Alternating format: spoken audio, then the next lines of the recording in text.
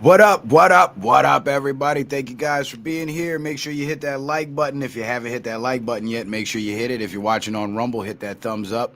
All the same, shout out to everybody that's here, man. Appreciate you guys being here. I'm sorry that I had to take all my content down off YouTube because that was because they zapped the last live stream 15 minutes in, and I had to start a whole new one just to get the information out. And I've noticed a pattern with YouTube over the years. Once they do that, once they flag one thing, they'll start going through everything else looking for a reason to take the channel down, or at least suspend me for a week or two if they could. So before that happens, I just went ahead and did their job for them and censored myself, which is unfortunate. But the good news for you guys is everything's still available on Rumble. So get on over to Rumble if you want to check out the replay and watch all the other shows. And there's a couple of shows on Rumble that I'm actually going to reference tonight, because Kash Patel actually said some weird things that the media and other talking heads on social media seem to be not really, it went over their heads, and they're only taking it at face value. So they're not really reading between the lines, because they don't even know there's writing in between the lines. You know what I'm saying? But this whole Charlie Kirk faked his death thing, it seems to have more legs than any other theory that's been put forward, because it encompasses every element of the situation, including the Israeli hit on him, the setup by his security guards. Everything can be covered under this whole Charlie Kirk faked his death theory. And that's because Israel had a hit on Charlie Kirk once he flipped on them. Charlie Kirk knew it. The Trump administration knew it. And even though his security guards were basically hired to set him up, there was counterintelligence in the audience. Remember on the last show, or I think it was the first show. Well, damn, I don't even remember, because I've been covering this topic so much. One of the previous shows, which you could find on Rumble, by the way, I showed you guys the videos of the security guards behind Charlie Kirk outside of his field of view, giving hand signals to the shooter. And it was two guys, right? One guy with a white shirt, white hat, and the other guy under the tent with Charlie, no hat, sunglasses, and a black shirt. And if you pay attention to the way the hand signals were done, it's a countdown. The guy touches his hat, then he touches his face. That's 1 Mississippi. Then immediately after that, the guy behind Charlie Kirk touches his right arm with his left hand, and then takes his right hand and touches his watch on his left wrist. That's 2 Mississippi. And then a second later, the shots fired. That's 3 Mississippi. But somewhere in between there was a guy in the front row in the audience doing a hand signal, touching his sleeve, kind of like scratching his upper arm and touching his sleeve. And he was within Charlie Kirk's field of vision. So what I believe happened was Charlie Kirk was rigged with the little explosive device to, make it look like he got wounded and make the blood pour out, the stage blood pour out and all that, and, fake the funk and act like he was hurt. And what happened was, when the security guards did the countdown for the real shooter, 1 Mississippi, 2 Mississippi, and then 3 Mississippi, the shots fired, the guy that was in the front row gave Charlie Kirk the signal to go ahead and detonate whatever, stage device it was that he used to mimic being shot. They do this in movies all the time. So this type of technology is not some tinfoil hat conspiracy theory, but this is actually real shit that's been done for decades. So what I believe happened was, the watcher in the front row that was within Charlie Kirk's field of vision, his job was to let Charlie know when the real shooter was going to shoot, because he knew the countdown. So when Charlie's security guards start doing their countdown with the hand signals, the guy in the front row tells Charlie, go ahead and pop the device, and Charlie pops the device. The shooter is thwarted, and now the shooter's on the rooftop. He's in a panic because he never fired his weapon. He didn't shoot Charlie, and he knows that, but now he knows that he's going to be the number one suspect, so he goes on the run. And because they got the security guards on video, you have Charlie Kirk himself saying that the Zionists were threatening him, the fact that Trump made private the visitors list to the White House, so you don't know who's been meeting with him. And the statements by Kash Patel especially is one of the most telling pieces of evidence, or most compelling pieces of evidence, that the fake death theory is actually real. Because what better way to thwart an assassination than to, quote unquote, assassinate yourself, right? I mean, soldiers in combat do this all the time. The Japanese in World War II were well known for this. They would commit suicide rather than allow themselves to be captured, right? There you go. So again, nothing I'm saying is out of the ordinary, off the wall, tinfoil hat, anything. This is normal shit that we see in similar situations. Now, Kash Patel made a statement and he said, we'll see you in Valhalla. But he said something else. He referred to Charlie Kirk a certain way before he even made the Valhalla statement. And the next weird comment that was publicly put out by Kash Patel was something about doing some sort of Viking ritual on the shooter, or some Viking torture method on the shooter. Now, people are taking it seriously, or I mean, people are taking it literally, and they're thinking that, you know, they're actually going to torture this guy. But no, that again was another signal to show the Patriots that, you know, that they know who the real enemy is. And this goes back to the history of the Khazarian mafia, the Russians and the Viking Russians, the Viking Rus is what they were called. They were one of the number one enemies of the Khazarian mafia because they were forced to live under Khazarian rule. And well, they were kind of ruling the same way the leftists rule today, where rules for thee, but not for me. They were treated very unfairly. All the, you know, the victimhood plays that the small hats and the black people use today was the same type of shit they were doing back then to demonize the Vikings. And the Vikings were one of the groups, along with the Byzantines, the Muslims, and the Christians, who rose up against the Khazarian Empire, the Khazarian kingdom, and destroyed it, essentially. So Kash's reference to Valhalla is a direct reference to the Vikings, and his reference to the eagle wing torture method is also a reference to the Viking, and these to the Vikings. And these references to the Vikings are actually references to show those who know that they are aware who the enemy is. Remember, Q even said saving Israel for last. And I believe we are on that phase right now. So in the last stream, I talked about one of the reasons for the fake assassination, to draw out the enemy combatants, and the prepositioning of the military assets to neutralize those enemy combatants. And tonight, I have a little bit of the history of this 1,000-year war, and I'm going to tie it in with the current events that we see happening now. So it's going to get pretty interesting. But before we do all of that, of course, make sure you guys go subscribe to the Citizen Man backup channel. If you haven't subscribed to the backup channel, please make sure you do. Also follow me on Rumble. Create a Rumble account. It's free. All you need is an email address, and you can create that Rumble account. You can come on over to the Rumble page, like the videos, share the videos, comment on the videos, follow the page, and you can create your own content as well. So follow me on Rumble, y'all. The Lost Book of Herbal Remedies. Get yourself a copy of The Lost Book of Herbal Remedies. Get back to nature and natural healing. Metabolic Cooking for the weight loss recipes, and Anabolic Cooking for the muscle building recipes. All three books are linked in the description box of every video on YouTube and Rumble. And of course, last but not least, if you guys would like to support the show, you could do so by sending in a kind donation via Cash App, PayPal, or Venmo using the tags scrolling across the screen in the banner below. The links that are pinned to the top of the YouTube chat in the black box where it says Citizen Man TV in yellow. Just click the yellow, the box opens up. All the links are there. Excuse me. And you can also find these links in the description box of every video on YouTube and Rumble. And I want to give a big shout out to my sister Zanaya for that support on the PayPal. I believe it was either today or yesterday. So shout out to you for that PayPal support for the last show. And shout out to my good brother Lee14224 on the PayPal for tonight's show. He says support for Fridays and Wednesdays show. So he hit me with a double up there, brother. Appreciate that. All right, so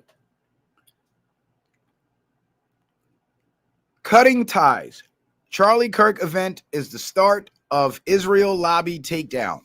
And the Israel lobby is not just the individuals that, you know, fund the AIPAC players, so to speak. That's one arm of the Israel lobby. The other arm of the Israel lobby is the media. And by media, I mean the mainstream media and their agents on social media. You know, the people who are afraid to criticize them. Yeah, they're agents on social media. And the takedown also involves the armed combatants who are brainwashed by the propaganda from the mainstream media and the social media agents, and are willing to carry out acts of violence in support of the agenda, whether they know it or not. The other arm of the lobby would be the organizers and the funders of these armed combatant groups. And this is why the outrage, or not the outrage, but the celebrations at Charlie Kirk's death on the internet, excuse me, was necessary. Because the people who are members of organizations and groups who are planning mass attacks against Americans because they are brainwashed liberal lefties at the foot soldier level and they're paid agents and operatives at the organizational level, these people are a direct threat to the United States, and not only a direct threat to the United States of America, but they're a direct threat to the United States of America on the behalf of a foreign power. Now, Trump has been unusually friendly with Israel, but lately, in the last 6 months to a year, Trump's completely cut off communication with Netanyahu. And now, last I heard, shout out to my brother Barnes in the chat, on the last show, Barnes let me know that Israel was talking about cutting their dependence on the United States. And that's because, just like I told you guys almost a year ago, Trump is severing ties with Israel, but Israel is so deeply entrenched here in the United States, even down to the level where they have armed groups of foot soldiers ready to go out and commit mass violence. All this has to be done on time, perfectly planned and executed, and it's going to be a gradual process. Because if anything is missed, that cancer can regrow itself. And that's what we're trying to avoid. This is why when Trump was talking about the election fraud, he said, we can't ever allow something like this to ever happen again. So that means once this enemy is destroyed and defeated, there'll be no resurgence. Because you see what happened back in the day with the Khazarian mafia and the Khazarian kingdom, when they were defeated and destroyed and disbanded, they were able to settle in Europe and different parts of the world, reestablish themselves, and start rebuilding their kingdom. Of course, under a different identity, because they had to pretend to be different people, because the world was not accepting of the Khazarians anymore, because they knew the evil of the Khazarians and they weren't fucking with it. So the Khazarians started calling themselves the Jews. And they went into every nation that they settled in and tried to take it over. And this is why the Bolshevik revolution of the early 20th century was so brutal and so violent against the Russian Christians, because this was the descendants of the Khazarian kingdom who had now become the Khazarian mafia. And they were seeking revenge for their ancestors. So they targeted the people who defeated their ancestors, the Christians in Russia. And then they co-opted the United States and used George Bush's administration and the U.S. and the power of the U.S. military to exact revenge on the Muslims of the Middle East with the 15-year war by staging 9/11 and destabilizing and seizing control of their nations. They basically got revenge on the Europeans who assisted in the dismantling of the Khazarian kingdom by taking over their countries, pushing the liberal agenda, destroying the families, destroying their societies, destroying their economies, passing oppressive laws, stripping the people of their right to self-defense. And then the final nail in the coffin is what? Open up the borders, bring in mass numbers of foreigners, and have them settle in those countries, establish themselves in those countries, and then slowly begin to infiltrate the government of those countries. And the United States is no exception, and it's made evident by this type of shit. Dearborn, Michigan has always been a hotbed for Muslim immigrants. And they were brought in legally under Obama. And then when the borders were open, more of them flooded in illegally. And in Dearborn, Michigan, these radical Muslims, because these ain't your average Middle Eastern Muslims, these are the radical Muslims that are being behind the scenes funded by the small hats. These are your Ilhan Omar type Muslims. This guy actually got elected mayor of Dearborn, Michigan.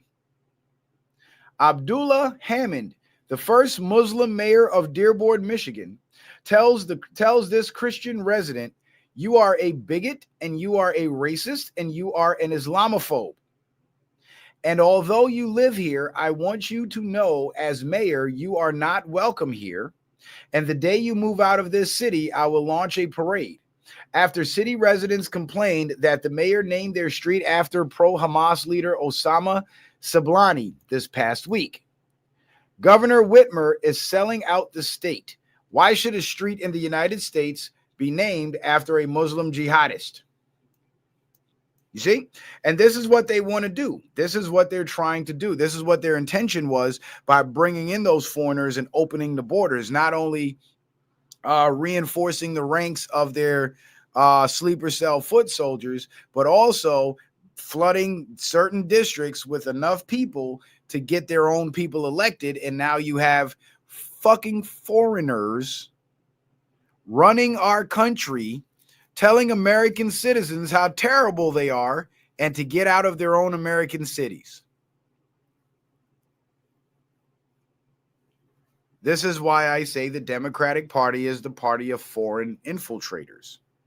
They're not an American political party because they do not have America's best interest at heart. And this all ties into the Freemasonry and explains, and there's a perfectly logical explanation for why there's so much division in American politics, but they all seem to be members of the same secret society. Now, to the average functioning American, it seems like, well, if they're all, members of this secret society, then obviously it's a game and they're not really against each other. But if you have a deeper understanding of this secret society and the fact that this secret society has been fractured into two different sects for centuries, then the division in the political arena will become more clear and more easy to understand. But that's a whole nother story for another day. I actually did a whole stream on it, but I will touch on it tonight because this goes back to the history of the Khazarian Empire and the beef with the Christians and the Russians. Ilhan Omar. Speaking of Ilhan Omar, Trump put out a statement about Ilhan Omar, and it said, Ilhan Omar's country of Somalia is plagued by a lack of central government control. Persistent poverty, let me make it a little bigger so you guys can see it. Persistent poverty, hunger, resurgent terrorism, piracy, decades of civil war, corruption, and pervasive violence. 70% of the population lives in extreme poverty and widespread food insecurity. Somalia is consistently ranked among the world's most corrupt countries, including bribery, embezzlement, and a dysfunctional government. All of this, and Ilhan Omar tells us how to run America. P.S. Wasn't she the one that married her brother in order to gain citizenship? What scum we have in our country, telling us what to do and how to do it. Thank you for your attention to this matter. Make America great again. And this is what Nick Sorter said. He said, President Trump just accused Ilhan Omar of immigration fraud, setting the stage for a possible revocation of her citizenship and deportation to Somalia. Please make it happen, 47. Wasn't she the one that married her brother in order to gain citizenship? So she committed immigration fraud. And if you commit immigration fraud, you get deported. That's the way it goes. And this is a funny story that really doesn't have much to do with anything. But this woman right here, I don't know why these people think that they can get away with this shit.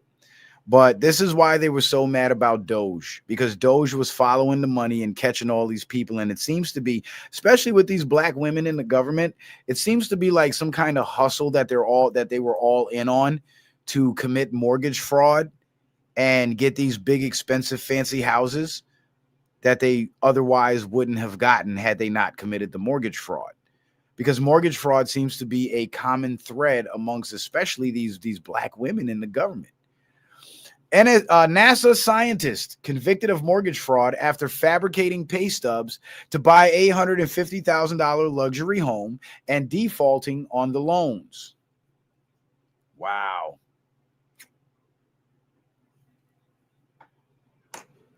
You see? And the fact that she defaulted on the loans means that she wouldn't have qualified to get those loans because she obviously can't afford to make the payments. And I'm starting to wonder now, with this common theme amongst these black women in the government committing this mortgage fraud, I'm starting to wonder if they were all going to the same lender to get these mortgages from. And maybe the lender, or maybe it's the same group of lenders, and maybe the lenders actually started reporting them. Because what are the odds that a NASA scientist would get investigated for mortgage fraud?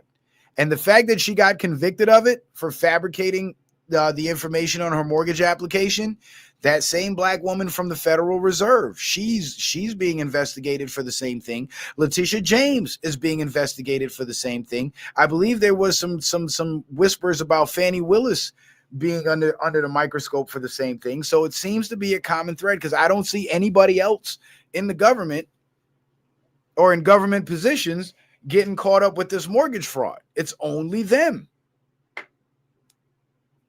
So I now have to wonder if this was some sort of like sister girl insider secret that they were all, that they were all in on.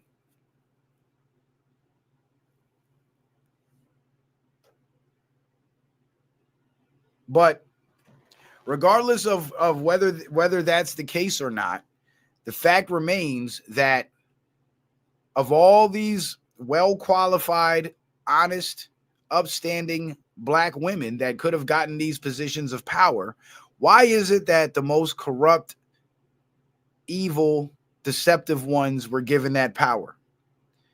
Because that's who the liberal establishment and the Zionist establishment and the Zionist infiltration, that's who they can buy off the easiest. That's who they can control the easiest. And that's who they can convince the easiest to go along with the agenda. Because once they give them access to a certain lifestyle, they'll do whatever it takes to keep it.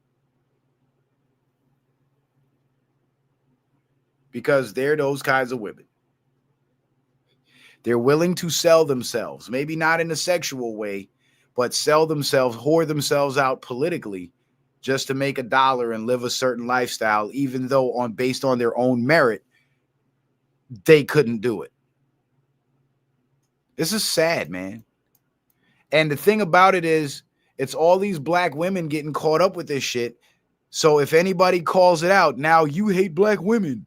If you're white and you call it out, you're a racist. If you're black and you call it out, you hate yourself. You hate your mama. And it's the dumbest shit ever. But the fact is, anybody out there that's so defensive about black women should be the first ones to call these corrupt women out, because they're making black women look bad. And what's going to happen is those white people in the government, every time they see a black woman come into position, the first thing they're going to think is, oh, she's one of them. Because that's all they've been getting for all these years. Them, the wicked ones, the deceptive ones, the thieves, the crooks, the liars. While the ones that play by the rules and play fair, they don't get a shot. They don't get a fair chance. It almost makes me wonder if DEI wasn't for, honest, hardworking people, but it was for lazy, corrupt fuckers to have an excuse to get themselves into positions of power, because that's all we've been seeing.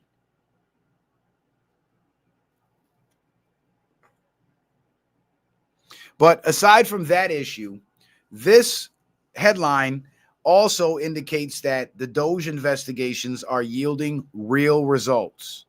We're just not hearing about it because you don't see that when you turn on your TV and listen to mainstream media. You don't hear that when you turn on your radio and listen to the radio talk show hosts have these discussions. You don't hear it. But you'll hear it on my channel, and not only will you hear it, but you'll see it. Breaking: fugitive vaccine researcher behind infamous no autism link study arrested for stealing $1 million from the CDC. So now that RFK Jr. has been making the rounds and exposing the fact that these vaccines are definitely linked to autism, which we've all known, it's just that the liars in power have been fighting tooth and nail to cover it up and gaslight us and make us believe we're not seeing what we're actually seeing. And this is another reason why the establishment likes to use women for these types of operations, because women tend to be experts at gaslighting. And if you're a man and you've ever been in a long-term relationship, you know what I'm talking about. No offense, ladies, but it almost comes naturally to y'all. And I hate to say it, but it's the truth. Now, men have bad ways too. Not to say men are completely innocent and absolved, but that gaslighting skill is a flaw that seems to be particularly mastered by women, especially liberal women. But anyway, so the researcher behind the infamous no autism link study arrested for stealing money. So the person that was out there telling us that we're not seeing what we're seeing and vaccines aren't linked to autism is a fucking thief. So how much credibility does this person have? And not only are they a thief, they stole from the agency that pays their salary. So they're a traitor and a thief. The very foundation of the no autism link narrative rests on research tainted by both criminal activity and scientific fraud. Danish cohort study is invalid and does not refute the combination vaccination post-encephalitic autism link. Right. And DOJ also deleted a fake study that the Biden administration had put on their website, falsely claiming that the majority of political violence in the last few years has been right-wing violence. That is bullshit.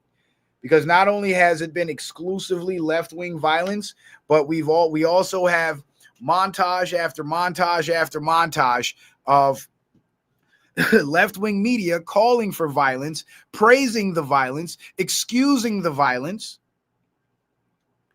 and doing everything else except condemning the violence.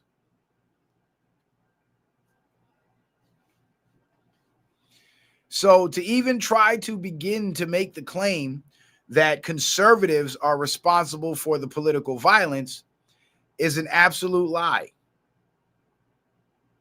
You are a liar and the truth ain't in you. Because we all know what side of the political aisle Antifa is on, Black Lives Matter is on, and we all know who's been calling for peace and who's been calling for violence. That's why DOJ deleted that study. They deleted that study because it was a bullshit study. It was false information. And Trump's DOJ was not going to sit there and try to gaslight the public by making us believe what we saw for the last 10 years isn't what we saw for the last 10 years.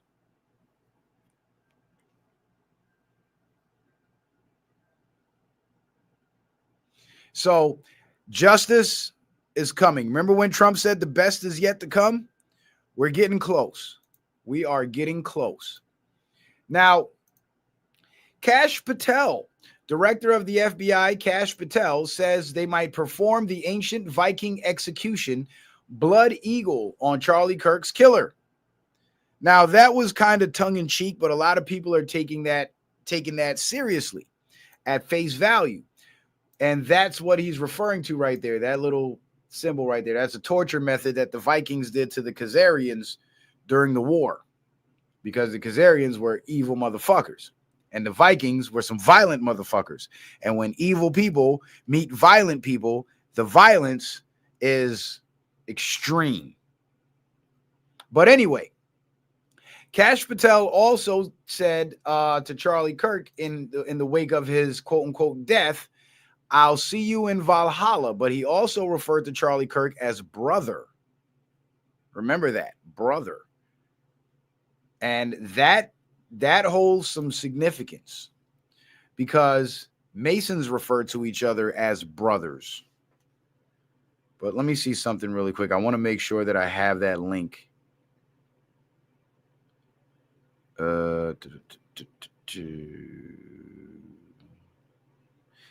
Nope, I don't have the link, so I have to send myself the link. So that I will do. That I will do.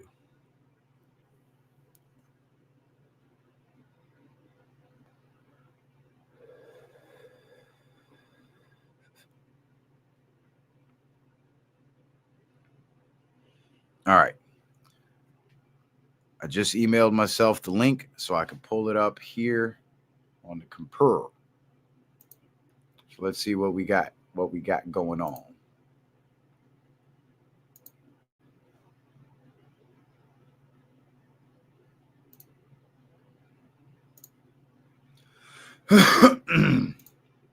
Stop the screen share for a second. Hey, you guys can see me. How about it? All right. There we go.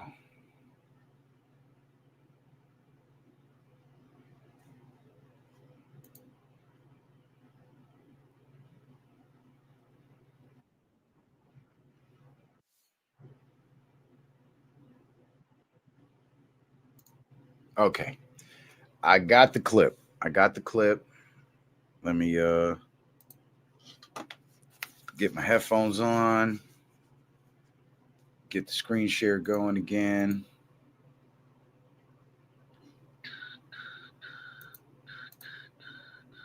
Share sound. There we go. Let's go full screen on that. All right, y'all ready? Here we go. Listen very closely to what Kash says.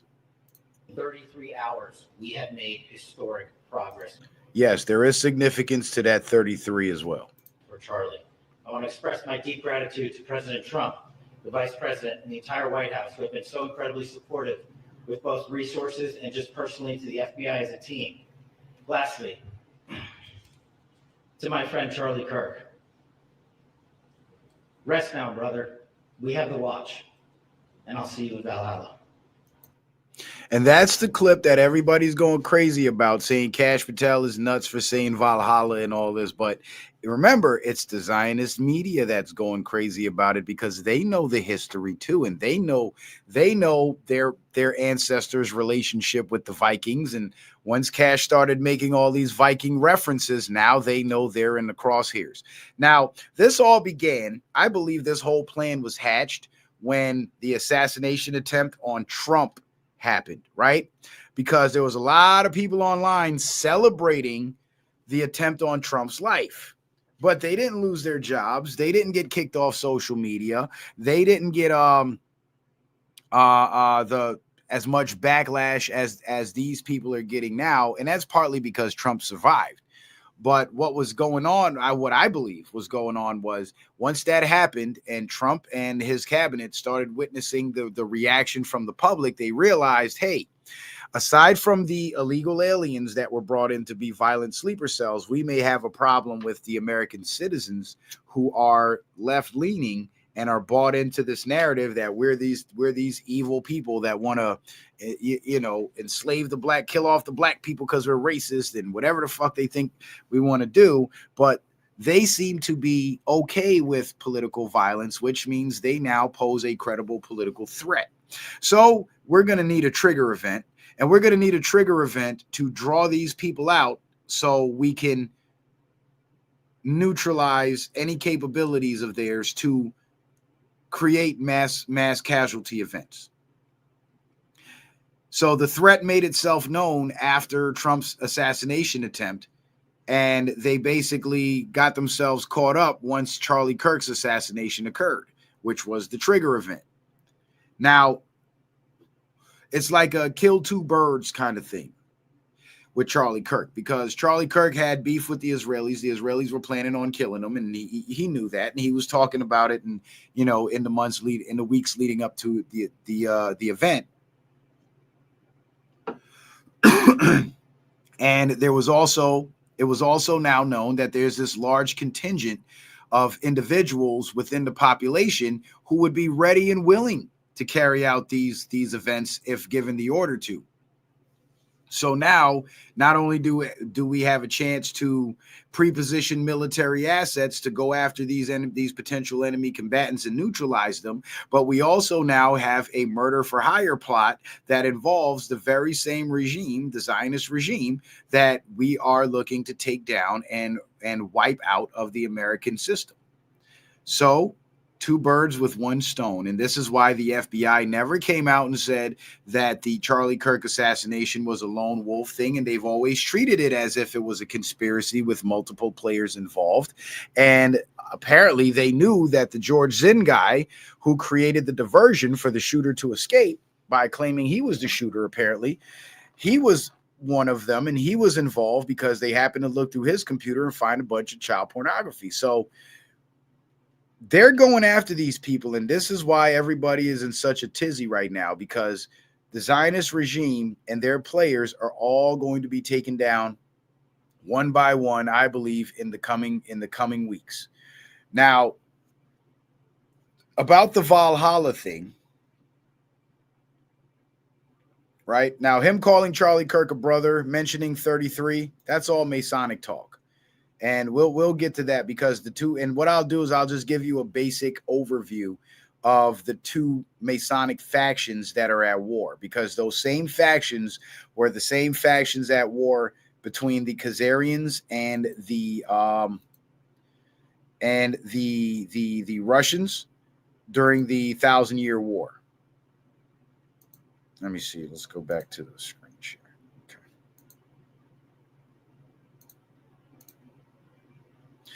All right. So I started hearing that Valhalla actually is a reference to witness protection. So I decided to get on Google, and it's funny because Google's been giving up a lot of information lately. Valhalla Witness Protection Program is what I typed, and the AI overview responded and said there is no Valhalla Witness Protection Program. Valhalla is a term used colloquially to refer to the U.S. Witness Security Program as a safe haven for witnesses who testify against organized crime. Now, what do you think the Zionist mafia is? Are they not organized crime?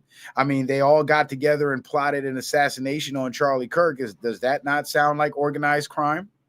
The program is run by the U.S. Marshal Service and provides new identities, relocation, and financial assistance to witnesses and their families who are in danger, helping them to escape retribution.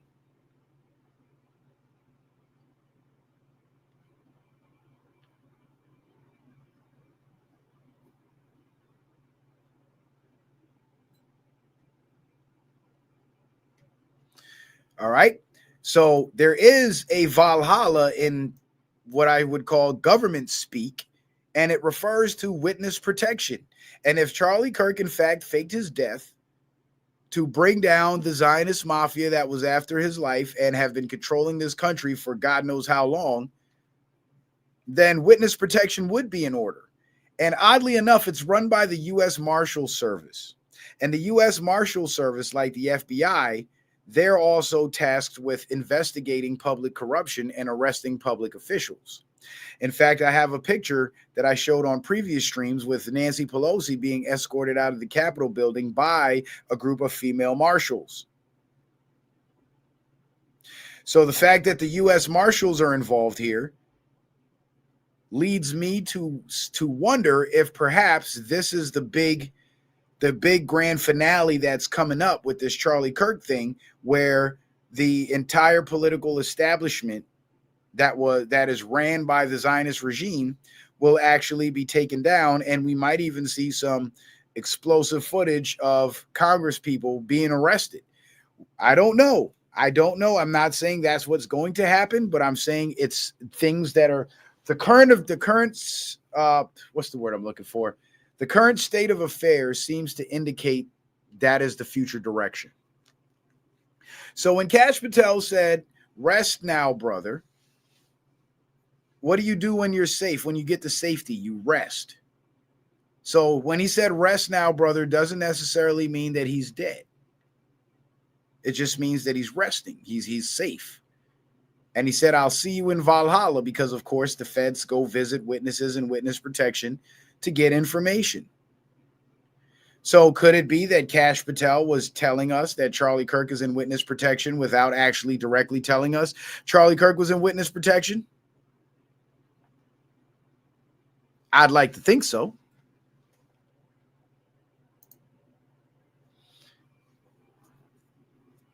And here's an excerpt from a Times of Israel article. It says, the list goes on, but the point is clear. Charlie Kirk was an extremist, racist, misogynist, fascist. Undeniably, Kirk was an evil man who dedicated his life to spreading hate. It is doubtful that his devotion to Israel stemmed from genuine solidarity with Jewish history and Zionist ideology, which sought to find a safe haven for the Jewish people. More likely, it was rooted in his evangelical belief that the return of Jews to the land of Israel is a step towards a messianic end times prophecy. It is funny because the Times of Israel had all this to say about Charlie Kirk in his death because he turned against the Zionists, but when he was kissing Zionist ass, they had none of this to say. So that's one indicator that they were plotting his assassination, because that's what they do. They silence you, and then they recreate who you were as a person. They recreate your character in order to discredit you and destroy your character. They paint you out to be a bad person. And here is Zane says, Israel assassinated Charlie Kirk, and now the Jews have literally overtaken his show. And this is the panel of all Zionist puppets, Zionist shills in the media, and they've taken over the Charlie Kirk show. And that was them basically making the statement that we control the narrative, and we don't care who you are. If you go against the grain, we will replace you. They're basically silently boasting about the power that they have to silence people that go against them. That's pretty much what that is. And they're showing Charlie Kirk's audience that they control the narrative. So you're gonna accept this narrative, or anybody that tries to say otherwise, off with your head. That is Matt Walsh. I'm not sure his name. I forgot his name. I think that's Michael Knowles, if I'm not mistaken. And then there's Ben Shapiro.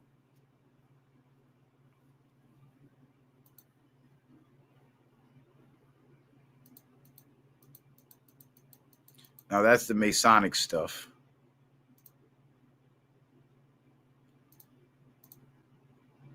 Oh, that's what I was going to do.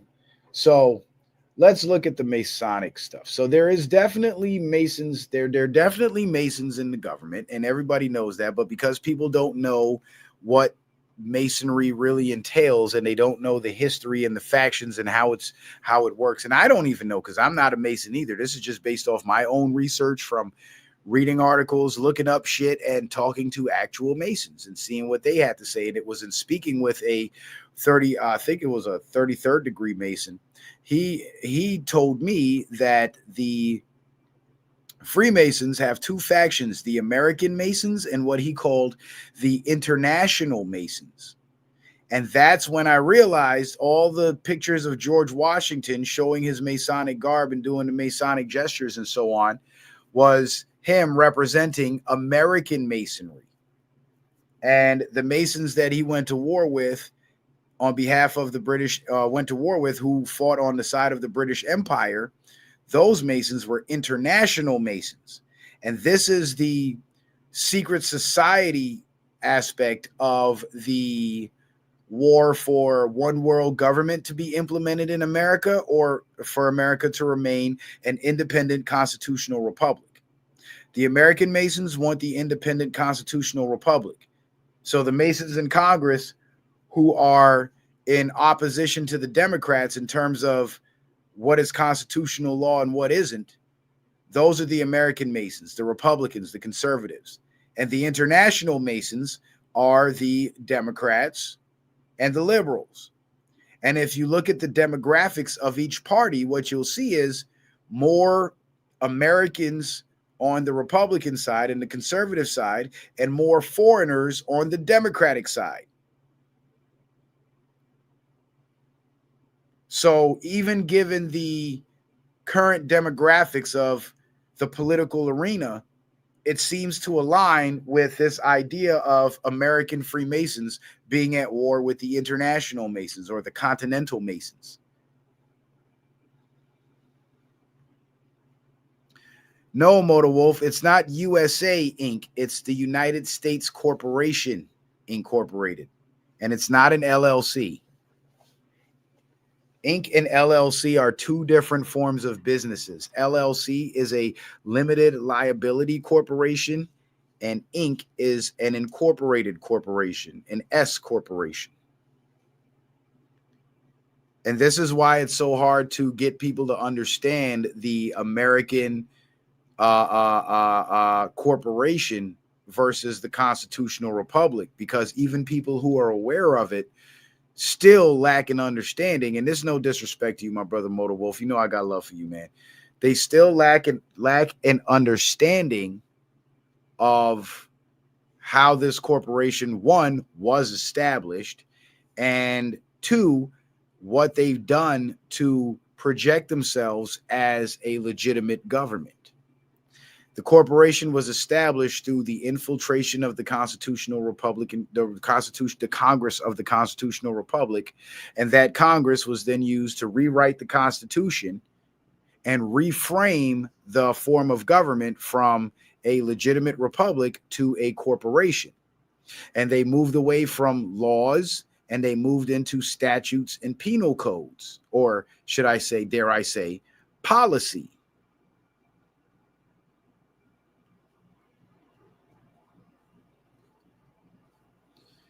But I understand what you're saying, Motor Wolf, and I don't disagree with you, right? But I'm just speaking from the perspective of a normie who has no idea about this, but they know something about business.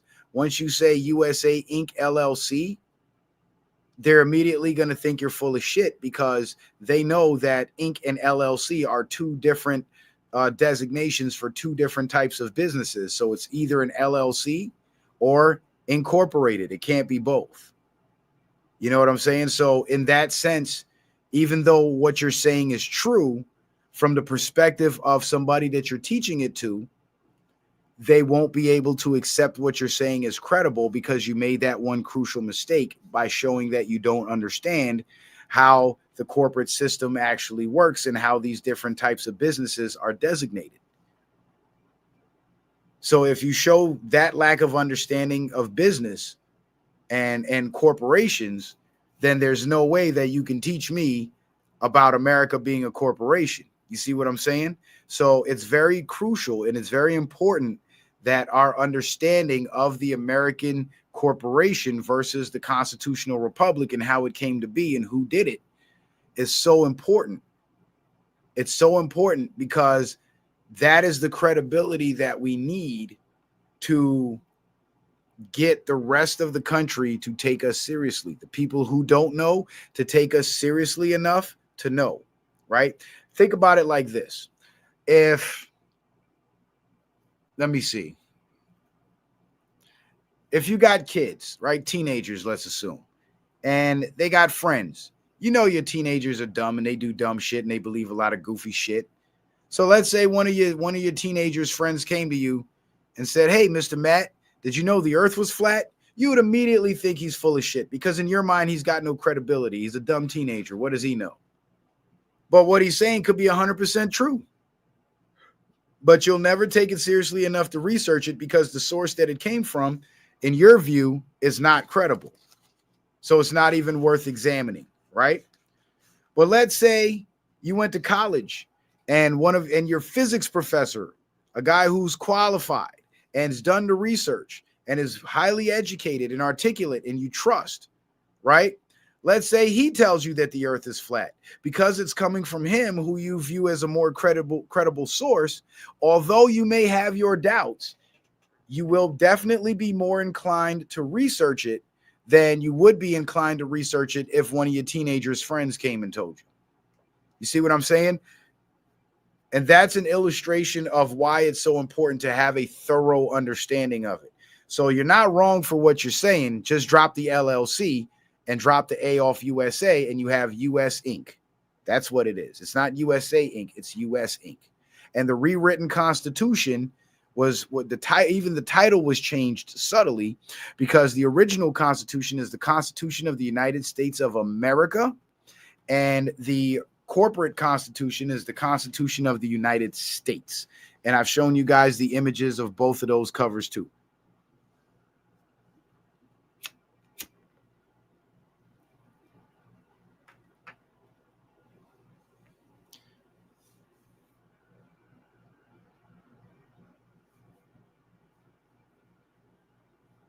Yeah, I know it's in Black's Law, because Black's Law Dictionary explains the terminology that they use to pull the wool over our eyes, Moto Man. I know, brother. I know. All I'm saying is when you explain it, you take the A off US and you drop the LLC.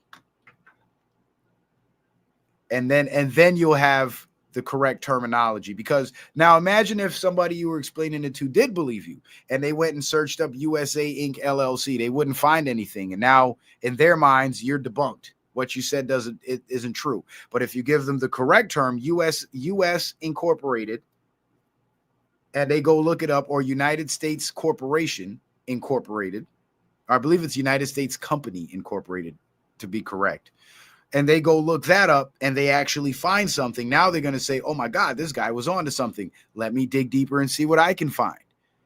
You know what I'm saying? Now you just effectively woke somebody else up. And that, you know, that slight error that you made that could have such grave consequences in terms of trying to forward the message, right? That also is the same strategy or technique that the establishment uses when they inject disinformation into the conversation. It's like I used to always give the example of, like, when people talk about the global elites that control everything at the top, right? You can give somebody all the information, like they control the banking system. That's why the banks do this and the banks do that. They control the government. That's why the government does this. And you could have them and have them like really interested in what you're saying and listening to what you're saying. But then you hit them with, but then they hit you with the golden question. Well, who are these people at the top that control everything? And you hit them with, well, they're reptilian lizard people. Now they're going to think you're crazy, and everything you just said to them that was so deep and profound went right out the window. That's why I never bought into the reptilian lizard people theory, even though there is I don't take the possibility off the table that it could be a group of lizards ruling the world from some clandestine location. But as far as we know, and the facts that we have in front of us, these are human beings, just very evil, powerful human beings. And they probably operate from their reptilian brain.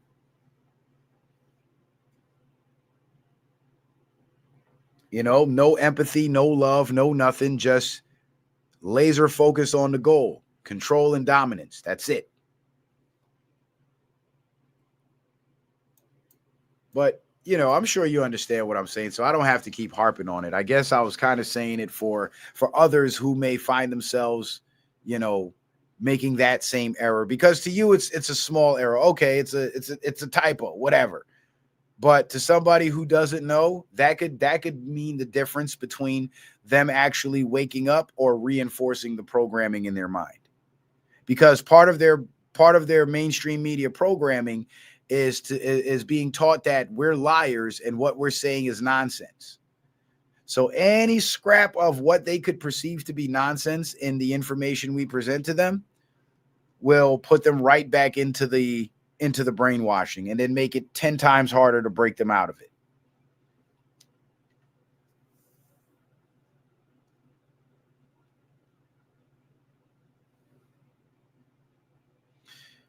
All right, Motor Wolf. So how many different Freemason groups are they? Well, we're going to get into that, my friend. We are getting into that. So American Freemasonry primarily refers to Masonic organizations governed by independent state grand lodges formed after the American Revolution. You see that?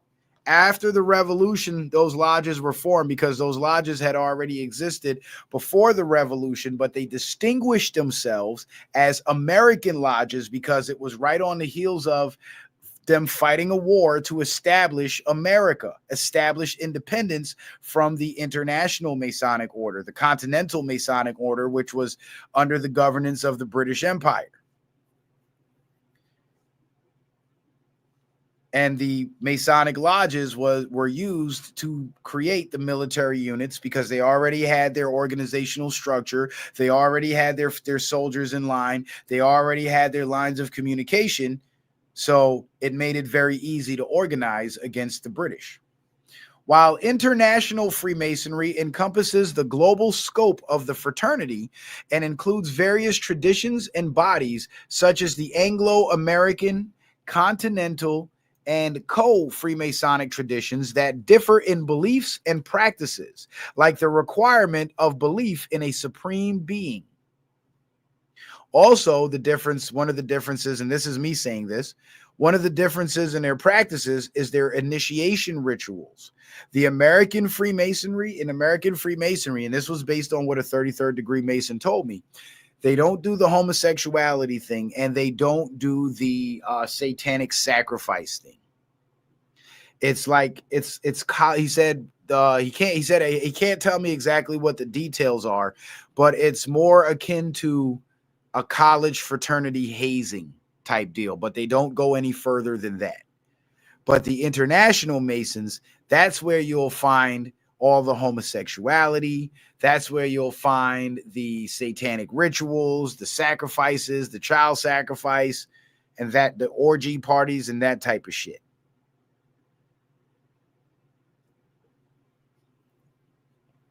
And that Masonic order is governed by what they call the Illuminati. So the American Masons actually distinguished themselves from the Illuminati-controlled Masons.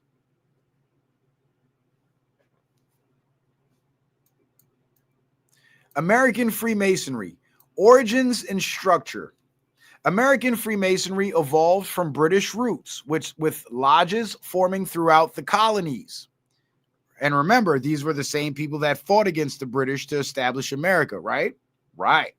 After the American Revolution, these lodges became independent, right? Just like the colonies became independent from the British. You see the parallels here? With each state's lodges forming a unique Grand Lodge within its borders. That was the first form of representative government that they had, because the men who populated these Masonic lodges were members of the colonies, people from amongst the population.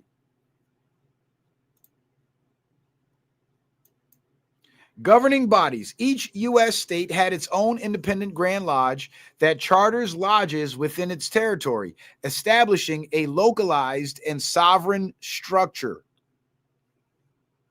Traditions. The dominant tradition in North America is conservative or Anglo-American Freemasonry, which requires members to believe in a supreme being, though the nature of that being is open to individual interpretation.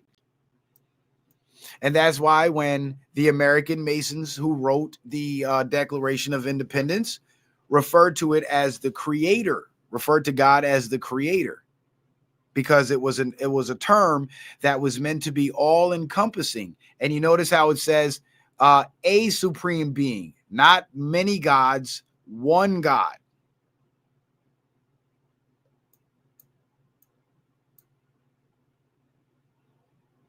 And the term creator was an all-encompassing term to cover every group's belief in whatever God they believed in, or whatever version of God they chose to believe in, as long as they believed in one supreme being, because that's not up for debate whether there is a God or not. What's up for debate is whether these texts that are given to us are actually accurate reflections of the will of this God, or if these are conjurings of men to use the idea of God and our belief in God to manipulate us. But anyway, International Freemasonry, global fraternity. Freemasonry is a worldwide fraternal organization with recognizable structures and practices across many countries. Divergent traditions. International Freemasonry includes various traditions with different beliefs and practices.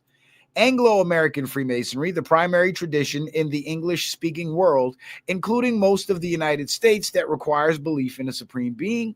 Continental Freemasonry, found in continental Europe and growing in North America because they've infiltrated. This tradition often emphasizes individual conscience and may not require belief in a supreme being, allowing atheists and agnostics to join. And this is why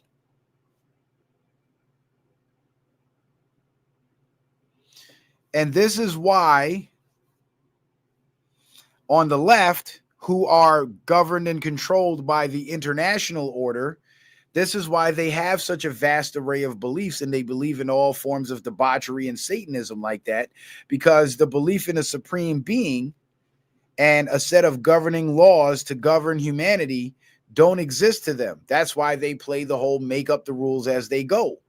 This is a hallmark of the continental Freemasons. So the Democrats in government that we know are Masons, this is the order that they are serving. They're not serving the American order. Co-Freemasonry, in orders such as Le Droit Humain, that admits men and women on equal terms regardless of religion or ethnicity. Inter-Masonic organizations, bodies like the Inter-American Masonic Confederation, CMI, unite grand lodges from various countries to foster exchange of ideas and promote Masonic principles. So this organization right here, to me, it seems like it's one of those organizations that was designed to infiltrate the American lodges. Because what's happened is the American lodges have been infiltrated and taken over. Philanthropic efforts. Masons globally support charitable activities, with examples including children's hospitals and other community support programs. Right, and that's the way they gain credibility with the communities, but it doesn't take away from the fact that they could possibly be up to no good, because they are factions within their practice that are up to no good. So here's the Wikipedia on Continental Freemasonry. And look what it's called right here. Look at this. Liberal Freemasonry, also known as Continental Freemasonry. Need I say more? You guys can go Wikipedia this shit for yourself and look it up.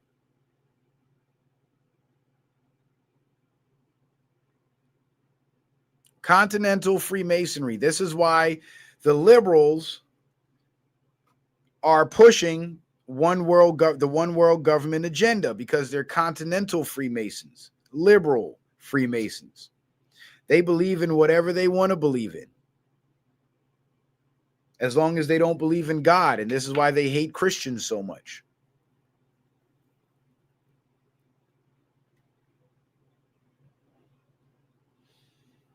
So there's definitely a Freemasonic element to it, but I hope this short, overview that I given you, because it goes through all the other Latin American and Caribbean, France, North America, all that. It goes through all of that. So you guys can go look all that up for yourself. That's very helpful information, because now it helps put things in perspective a little better when you see the Masonic symbolism being thrown around by both sides. You're mistaken if you take that as an indicator that they're all on the same team. They're not. Exactly, Troy Kurt. Troy Kurt says Masons are not on the same team. Right, they're not. There's different factions, and they've been at war with each other for centuries. And the American Freemasonic Order has been around since the Revolutionary War, because that's how long America has been around. And they distinguish themselves from the international order, and they lean more conservative, where the liberals lean more, where the international order leans more liberal.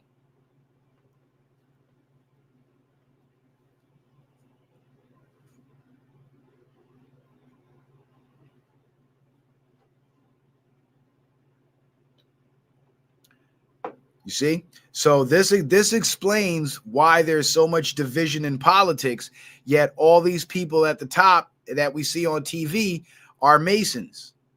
So anybody that's telling you just because they're all Masons means they're all on the same team, they're lying to you. Because if they've done the slightest bit of research into Freemasonry, they would already have known, that this division that we see on the surface politically also runs beneath the surface spiritually with their Masonic orders, with the beef between the Masonic orders. And the beef really started because the international Masons, because they don't believe in God and they make up the rules as they go, they were accepting members engaging in pedophilia, engaging in satanic child sacrifice, engaging in the murder of innocents, engaging in conquest, engaging in monarchical rule, which is dictatorship. And the American Masons wanted everybody to have a voice. They wanted everybody to live on an even keel. They wanted everybody to have representation. Because under the one true God, as us all being part of his creation, we all should have at least equal say. And when you go back through history and you look up who the slave masters were and what faction of the secret society they fell on, what side of the what faction of the secret society they fell under, international Freemasons, because it's under that international order where the belief is accepted that certain groups of people are less than human, because that was their excuse for enslaving the people here in America. The belief that they're less than human. And we see it today with the liberals. They support abortion because they've created this belief that an unborn human isn't human, thus it isn't murder. Right? They've created this belief that men can be women. So now if a man sleeps with a man in a dress, he's not gay, because that man in the dress, who we call transgender, is actually a woman. You see, the make it up as you go group.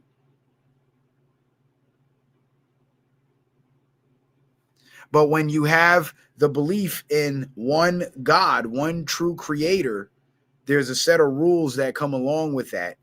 And because all these rules come from one creator, everybody tends to be on the same page in terms of what's right, what's wrong, what's true, what's false. And there's no room to make up shit to recreate a new reality where your evil is now considered good. So there was a defined line between good and evil, where in the international Masonic order, there is no defined line between good and evil. Good and evil is what you make it. Hence Aleister Crowley's most famous saying, do as thou wilt.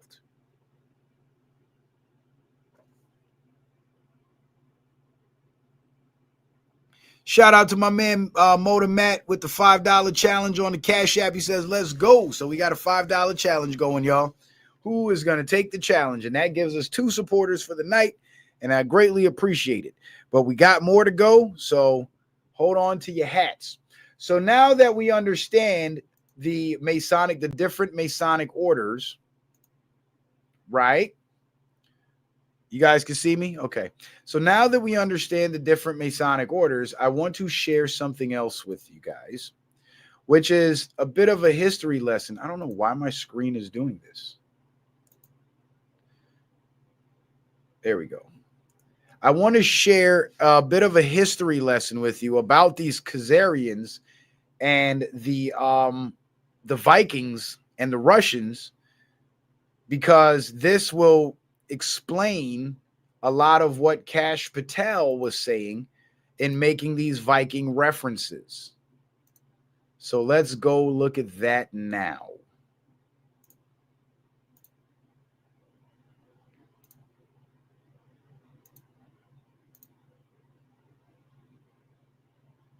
All right, you guys seeing that? All right, good. So here we are. Troy says, I've never felt this comfortable in this body. Maybe I need drugs and tits to set me free. Right. Right. That's, yeah, because they're open to believe whatever they want to believe, and it's accepted by the order. But the true Masonic order is all rooted in a grand creator, a grand architect, and that grand architect has certain rules and parameters by which we must live by in order to maintain this creation. If we deviate from those rules, the creation will be destroyed. So the 1,000-year war between Russia and the Khazars, right? And the Russians, these Russians that are mentioned in this 1,000-year war, are actually the Vikings. Where is it? There was an excerpt here in this article that clearly stated the Russians as being the Vikings. I'm trying to see if I can find it. Okay.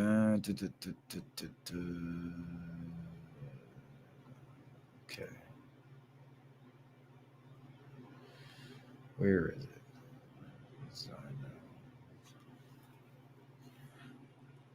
What the hell? I just cannot find it. Here we go.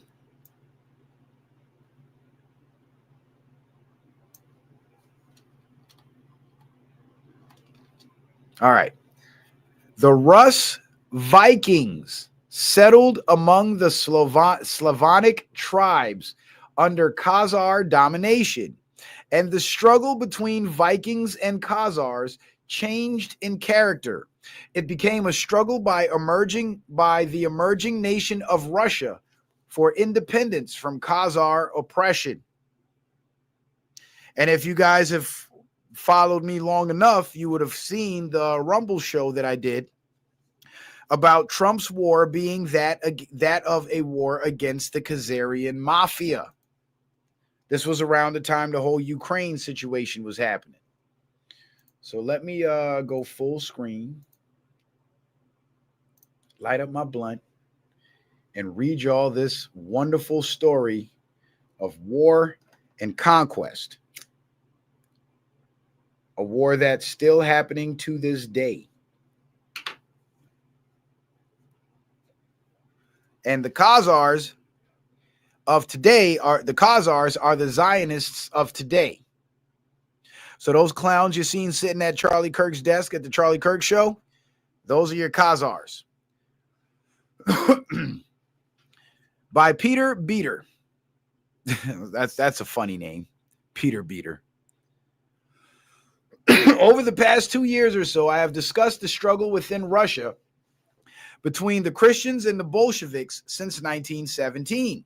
Current events cannot be understood without knowing about the past 6 decades of struggle for control of the Kremlin. But that struggle in turn is part of an even bigger historical picture. What we are seeing today, bigger picture, period. What we are seeing today, my friends, is the climax of a war of more than 1,000 years between the two most bitter enemies on earth. It is the war between Russia and the Khazars. In the kingdom of the Khazars, the kingdom of the Khazars vanished from the map of the world many centuries ago. Today, many people have never even heard of it. Yet in its day, the Khazar kingdom was a very major power indeed. Excuse me. Holding sway over a large empire of subjugated peoples. It had to be reckoned with by the two neighboring superpowers of the day. The south and west of Khazaria, the Byzantine Empire, was in full flower with the Eastern Orthodox Christian civilization. So let's stop there. So the Khazars, they ruled with an iron fist because they were the make up the rules as they go, right? The groups that opposed them were Muslims and Christians. What's the difference between the I don't believe in nothing, make it up as I go, and the Muslims and the Christians? The Muslims and the Christians each have belief systems that consist of one true God and a set of rules that they live by in order to remain righteous. The Khazars, on the other hand, had no belief in any God. In fact, many of them believed themselves to be God. You know, the old montage that you hear people say, or the old adage, that you hear people say today that I'm God on earth. Yeah. To the southeast, the Khazar kingdom bordered on the expanding Muslim empire of the Arab caliphs. The Khazars influenced the histories of both of these other empires, but far more importantly, the Black and Caspian Seas. As a result, the historical destinies of the Russians and the Khazars became intertwined in ways which have persisted down to the present day.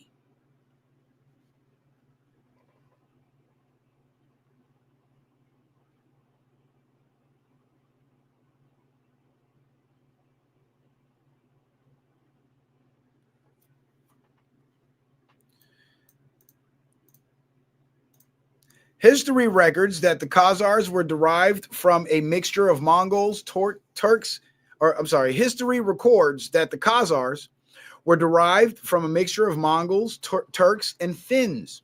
As early as the 3rd century AD, they were identifiable in constant warfare in the areas of Persia and Armenia. Later in the 5th century, the Khazars were among the devastating hordes of Attila the Hun.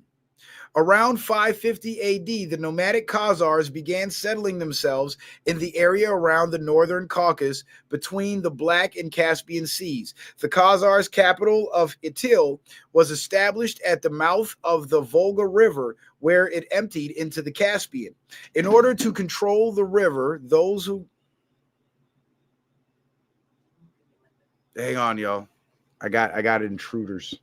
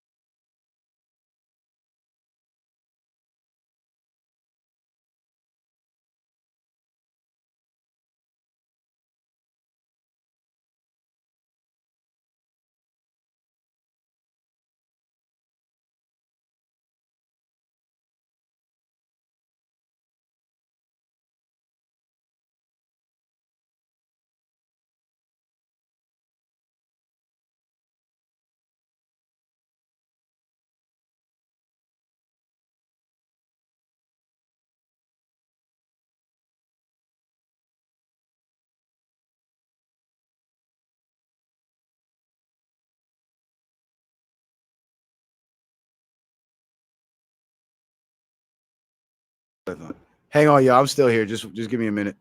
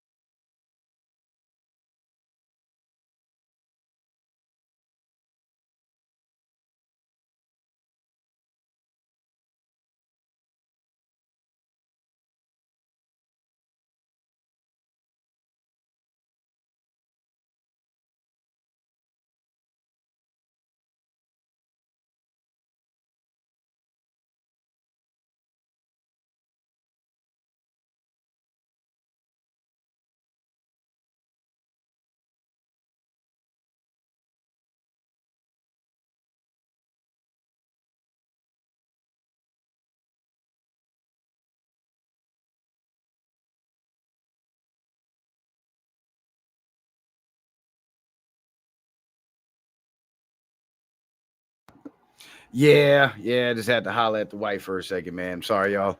I'm back though. I'm back. I'm back. I'm glad y'all didn't run out on me. Okay, where were we? The Khazar capital of Patel was established at the mouth of at the Volga River, where it emptied into the Caspian in order to control the river traffic. The Khazars then exacted a toll of 10% on any and all cargo which passed Atil on the river. Those who refused were attacked and slaughtered. With their kingdom firmly established in the Caucasus, in the Caucasus,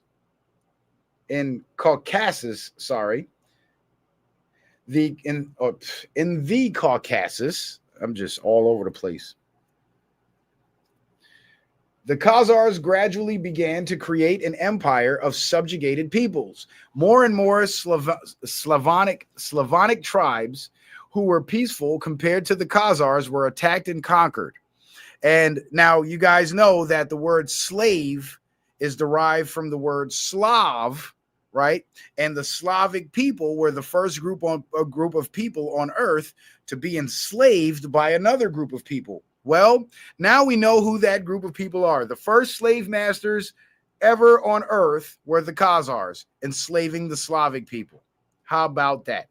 And mind you, Melania Trump, her ancestry is Slavic. So she's got beef with the Khazars too.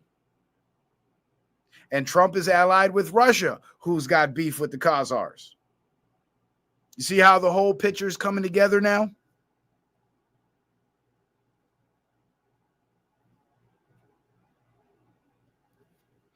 In Me I Trust, my last show, the show I did before this one, I had to take it down off YouTube because it's too much truth, but it's on Rumble, and I actually answer your question. The military in all the cities, it's not martial law. What it is prepositioning of military assets to go after left-wing violent sleeper cells that are waiting for orders to carry out mass casualty events, mass shootings, bombings, etc.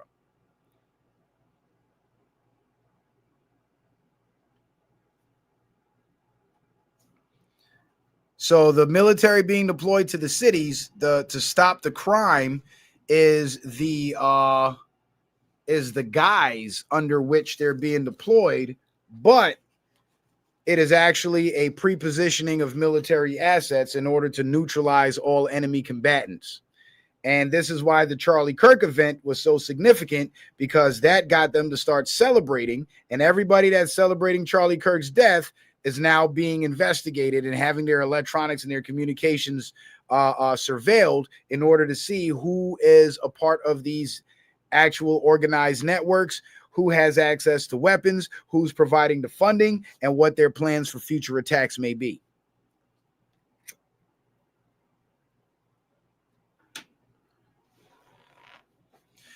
It all falls under the law of armed conflict, military law. Where were we? Peaceful compared to the Khazars, were attacked and conquered. They became parts of the Khazar Empire, required to pay tribute continually to the Khazar kingdom.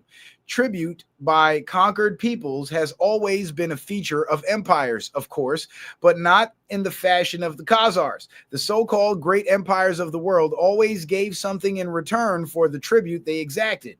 Rome, for example, made citizens of those they conquered, and in return for the taxes they levied, they brought civilization, order, and protection against attack from would-be invaders.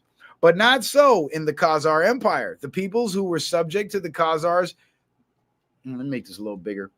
The people who were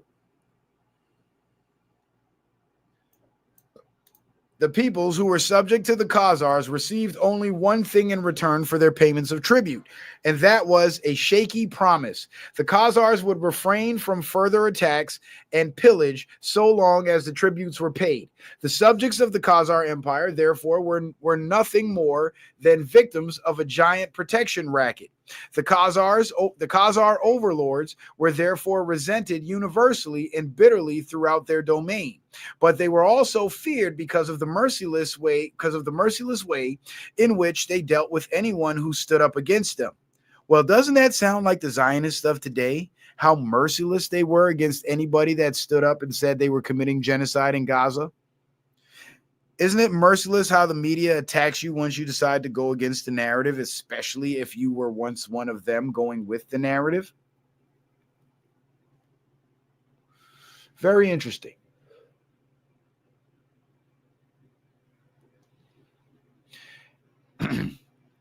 And so the Khazar Empire expanded until it occupied large areas of what is now Russia and southern Europe, or southeastern Europe. By the 8th century, the Khazar Empire extended northward to Kiev and westward to include the Magyars, the ancestors of modern Hungary. In about 740 AD, a stunning event took place. The Khazars had been under continual pressure from their Byzantine and Muslim neighbors to adopt either Christianity or Islam. But the Khazar ruler, called Kagan, had heard of a third religion called Judaism. Apparently, the political reasons for independence, the Kagan announced that the Khazars were adopting Judaism as their religion.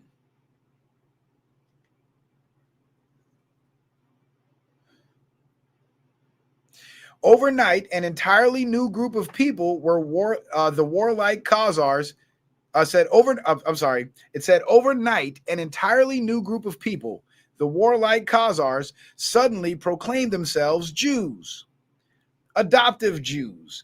The Khazar kingdom began to be described as the kingdom of the Jews by historians of that day. Succeeding Khazar rulers took Jewish names, and during the late 9th century, the Khazar kingdom became a haven for Jews from other lands. You see that? So they didn't create Judaism, and they weren't the first people to call themselves Jews. The Kagan had heard of a third religion called Judaism. So that means Judaism had already existed. And they were following the Old Testament. Or should I say the Torah? But then when the Khazars adopted Judaism and they created their kingdom of the Jews, that's when the Talmudic texts were written. And if you look at the Talmud and the evil shit that they push in the Talmud, well, that tells you all you need to know about who these so-called Jews actually were. So even the Jews, the original Torah Jews, were infiltrated by the Khazarians. And the Khazarians created their own version of Judaism. It's almost like how Ethiopian Christianity was infiltrated by the Europeans and King James and friends, and they decided to take the 84 books of the Apocrypha, trim it down to 66 books of the King James Bible, and recreate Christianity.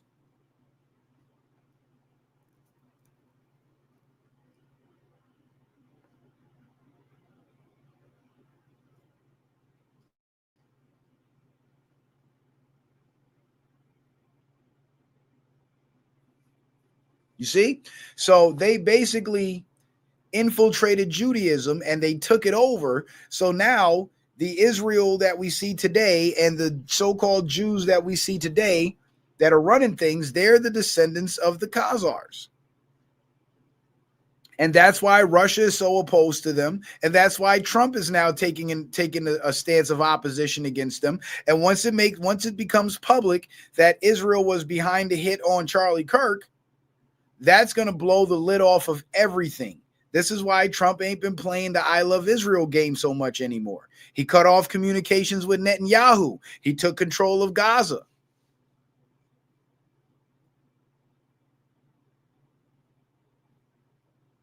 Because that's what it takes to get these people flushed out. This is a war of infiltration, not a war of invasion.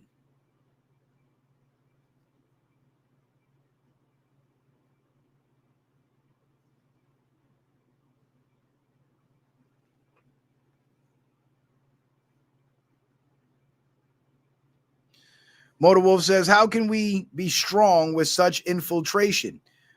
Well, that question is very simple. You have to learn to spot the infiltrators. You have to be able to distinguish the patriots from the fake patriots, right? And this is why paying attention to the politics, or as many of you guys like to call it, the political game, is so important, because it's through this political game that they push their agenda, right? So in knowing who actually supports America versus who's there pretending to be in support of America but is pushing a one world government agenda, that will help you figure out who should get the support of the American people in terms of being put in these positions of power as our congressional representatives, as our state representatives, and as our president. But if people don't know the difference, and this is why that whole Democrats and Republicans are two wings of the same bird, that's why that whole saying, although there's some truth to it, in the grand scheme of things, it amounts to another form of deception called muddying the waters, making you not be able to see. It's blinding you to the difference between who's actually there to represent you as an American versus who's there to rule over you as a stooge of the international order. And when you fail to make that distinction, you end up asking questions like that, Motor Wolf. How can we be strong with such infiltration? Because now it appears that your enemy is greater than they actually are. Now it appears that the enemy that you're fighting against has full control of your country, and there's nothing you can do about it, when in fact that's not the case. They have a great deal of control, yes, but they don't have full control, because there's still people in Congress that are taking a stand against them. There's still people in the government that aren't taking AIPAC money. There's still people there that don't want America to be ruled by these foreign interests. But you have to be able to know who these people are. And that's very difficult to do. It's been difficult. It's been difficult for me too. And it took me years and years of research to even be able to recognize it. But I made it easy for you guys, because I did several streams detailing the Republicans who are against Trump. And what do all those Republicans have in common? They're all beholden to Israel. Even in the midst of the genocide that Israel was committing, those specific Republicans still remained Israel lovers.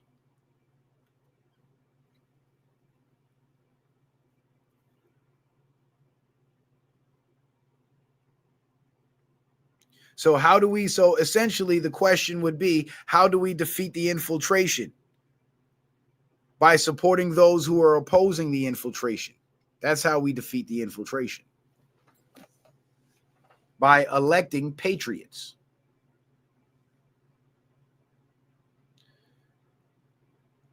All right, let's continue. Meanwhile, the brutal Khazar domination over other peoples continued unchanged. But then a new factor appeared on the scene.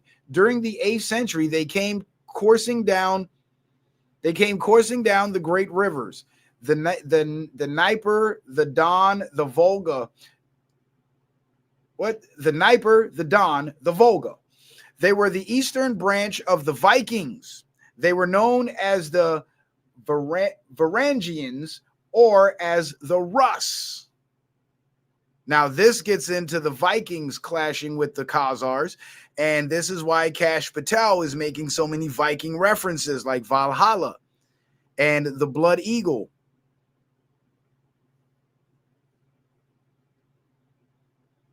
Like other Vikings, the Rus were bold adventurers and fierce fighters, but when they tangled with the Khazars, the Rus often ended up paying tribute like everyone else. In the year 862, a Rus leader named Rurik founded the city of Novgorod, and the Russian nation was born. The Rus Vikings settled among the Slavonic tribes under Khazar domination, and the struggle between Vikings and Khazars changed in character. It became a struggle by the emerging nation of Russia for independence from Khazar oppression.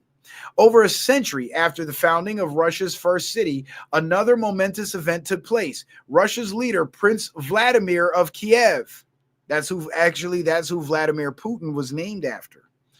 Prince Vladimir of Kiev accepted baptism as a Christian in the year 989. He actively promoted Christianity in Russia, and his memory is revered by Russians today as Saint Vladimir. And so a thousand years ago, Russia's tradition as a Christian nation began. And this is why the Khazars in America, who control the political left and the media, hate Christianity so much. And this is why the Bolsheviks, the Jews in Russia, during the Bolshevik Revolution, had it out for the Christians so much, because it was the Christians that defeated them.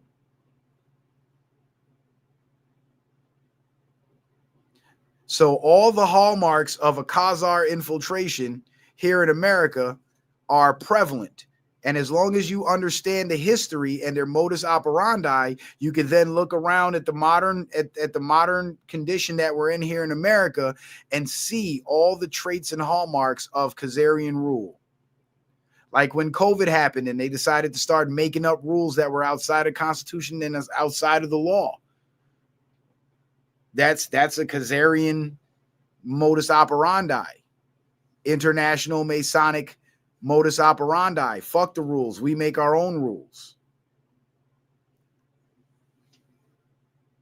Vladimir's conversion also brought Russia into alliance with Byzantium. The Byzantine rulers had always feared the Khazars, and the Russians were still struggling to free themselves. And so in the year 1016, combined Russian and Byzantine forces attacked the Khazarian kingdom. The Khazar Empire was shattered, and the kingdom of the Khazars itself fell into decline. Eventually, most of the Khazar Jews migrated to other areas. Many of them wound up in Eastern Europe, where they mingled and intermarried with other Jews. Like the Semitic Jews, some 1,000 years earlier, the Khazar Jews became dispersed. The kingdom of the Khazars was no more. As they moved and lived among the Jewish people, the Khazar Jews passed on a distinct heritage from generation to generation. One element of the Khazar Jew heritage is a militant form of Zionism. How interesting. In the view of Khazar Jews, the land occupied by ancient Israel is to be retaken, not by miracle, but by armed force. That was when the Zionists took over Palestine in 1948. And that's what they've been doing since then. This is what is meant by Zionism today, and this is the force that created the nation which calls itself Israel today. The other major ingredient of the Khazar Jew heritage is hatred for Christianity and for the Russian people as the champions of the Christian faith. Christianity is viewed as a force which caused the ancient so-called kingdom of the Jews, the Khazar kingdom, to collapse, having once dominated much of what is present-day Russia. The Khazar Jews still want to reestablish that domination. And for a millennium, they have been trying continually to do just that. And that's exactly what they're doing here in America, because America now has the military, supreme military power, so they have to take over America. In 1917, Khazar Jews passed a major milestone towards the creation of their own state in Palestine, as I mentioned last month. The same year, they also created the Bolshevik Revolution in Russia. There followed a Christian Holocaust, the likes of which the world has never seen. The Khazar Jews were once again in control of Russia after more than 900 years, and they set about the task of destroying Christianity by destroying Christians, over 100 million of them. And at the same time, over 20 million religious Jews, that would be the Torah Jews, not the Khazar Jews, also died at the hands of the Khazar Jews. This, my friends, is what the Russian Christians were up against in their 60-year struggle to overthrow the atheistic Bolsheviks. But they finally succeeded in their overthrow program, and now the 1,000-year-old war between Russian Christians and the Khazar Jews is reaching a climax. At stake is not only the future of Russia and of Christianity, but also of the Jewish people as a whole. Last month, on August 19th, 1979, Rabbi Joel Teitelbaum died in New York. He died in the morning and was buried the same afternoon. Very short notice, yet some 100,000 Jewish men arrived in time for the funeral. It is hard to imagine how many more hundreds of thousands could not arrive on such short notice. A month later, on September 18th, his followers placed a memorial tribute by way of a paid advertisement in the New York Times, and clearly it spoke for many Jews. Among other things, it said, quote, "He was the undisputed leader of all Jews everywhere who had not been infected by Zionism." And also, quote, "with a courage all too rare in our time. He called the Zionist state a work of Satan, a sacrilege, and a blasphemy. The shedding of blood for the sake of the Zionist state was abhorrent to him." These words, my friends, were spoken by Orthodox Jews mourning for their fallen leader. And the new Christian rulers of Russia would agree, for they too regard the Zionist state of Israel as a counterfeit, a cruel and dangerous hoax for Christian and Jew alike. The Khazar state, called the Kingdom of the Jews 1,000 years ago, was a parasite living on the tribute from conquered peoples. Likewise, today Israel depends for its survival on a never-ending flow of support from outside. Left unchecked, the Russians believe the Khazar Jews will destroy Christianity by means of Zionism, and Russia through Bolshevism. So Russia's Christian rulers are on the offensive against their enemies of 1,000 years, the Khazars. And this is why Trump and Putin, although they've been allied this whole time, Trump had to play it as if him and Putin were at odds and they may go to war with each other, because that was all part of Trump's play to backdoor Israel by pretending to be Israel's friend and then abruptly pulling the plug and allowing them to collapse in on themselves. And that's exactly what's happening now. We Americans who call ourselves Christians have not cared enough to open our eyes to try to save our own country or to defend our faith. So now our land has become the battleground of the Christian Russians and their deadly enemies, the Bolsheviks and the Zionists. And like it or not, my friends, we are caught up in this all-out war.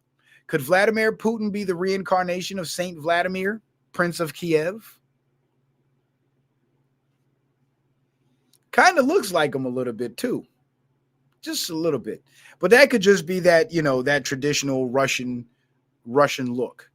Every nation of people have a distinctive look about them. So with that in mind, and knowing that history of the Khazars and the Russians and them being at war with the Christians, now we know it ain't just the Jews that's running everything and pushing this anti-Christian agenda and this atheistic culture of debauchery. It's the Khazars specifically.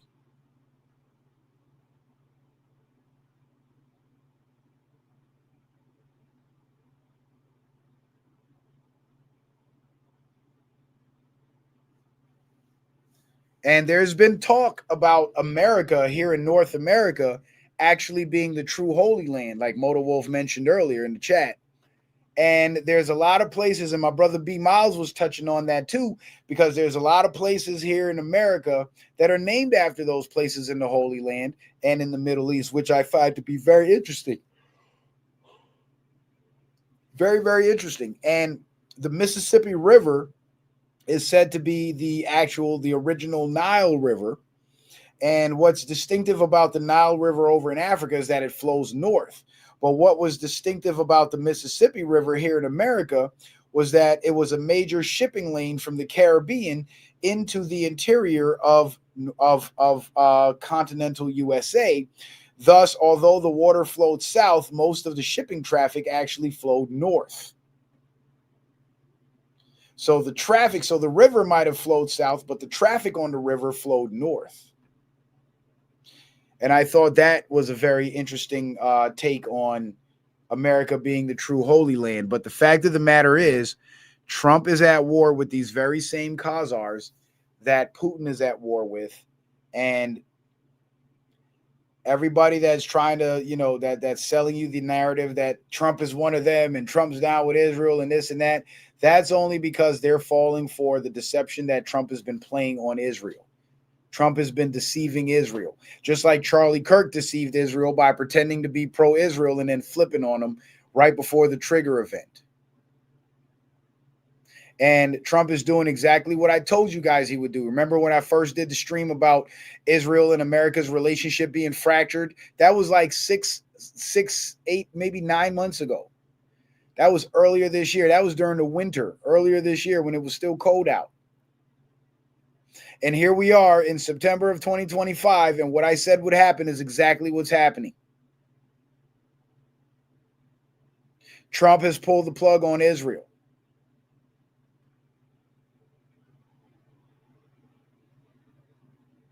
And speaking of Elon, thank you for mentioning Elon, El Sheba Sekhmet.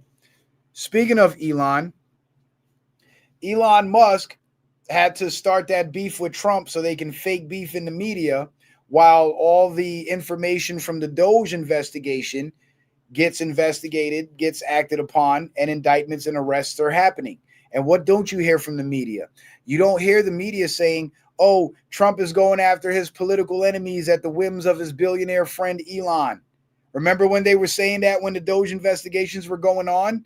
But then when the Trump and Elon beef started, they're not saying that now, are they? Neutralizing enemy combatants, because these propagandists in the media, they're enemy combatants as well. They're just not kinetic enemy combatants, but they're enemy combatants because they are the psychological warfare wing of the deep state, of the Zionist regime. Their job is to wage psychological warfare on the people, get the people to go against their own best interest, get the people to support these foreign infiltrators with this one world government agenda, the international Masons. And for the people who are smart enough to see that these individuals that the media is telling us to support don't have our best interest at heart, they also convince them that the other side, the opposite side of the political aisle, is just the same, so no need to look at them either because they're bad too. And now you then become politically neutralized, which means whatever the political establishment decides will become of you, and you have no say in the matter. So essentially, they get you to relinquish your own power as an individual. Because believe it or not, folks, whether you vote or not, there's going to be millions of Americans that are going to go out and vote, and they'll end up voting for the wrong people that are going to push the one world government agenda. And next thing you know, your constitutional rights are a thing of the past. You see, in most cases, when we as well-researched individuals, informed voters, go cast our ballot, we're not necessarily voting for the person that we're voting for, per se. In essence, we're voting against the dummies that are going to vote for their own enemies and our enemies as well. We're using our votes to outweigh their votes. So the stupidity that they take into the ballot box, take into the voting booth with them, that's leading them to vote for people who are going to destroy their country, it's our job to rein that shit in by having our votes outweigh theirs. They had all the election fraud rigged up in 2016 on behalf of Hillary Clinton, and Trump still won because new voters who had never voted before in their lives turned out and voted for Trump. So the people do have enough power. We do have enough strength in numbers. It's just not enough of us have the political knowledge to, one, understand the importance of participating in the political process because our enemies know the importance of it, and two, not fully understand the power of collectively exercising our political voice.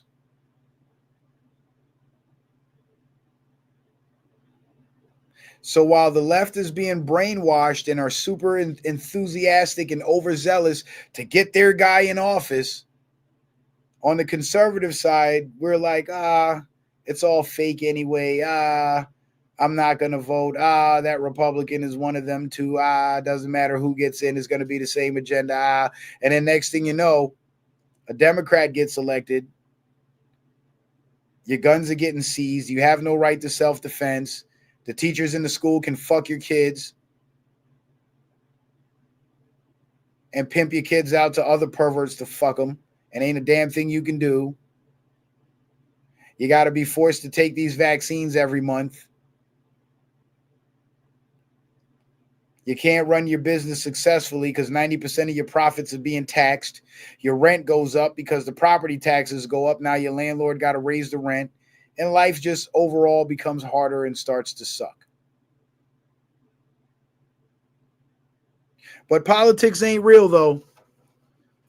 And, you know, silly me. I thought 2020, what the Democrats did in 2020 and the sellout Republicans with the whole COVID lockdown shit, I really thought that that was going to be the trigger event that was going to wake those people up out of that delusion that politics ain't real.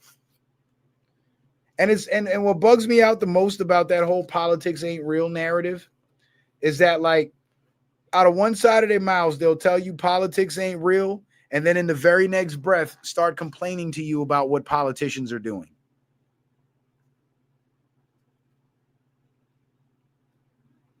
And it's like the most asinine shit.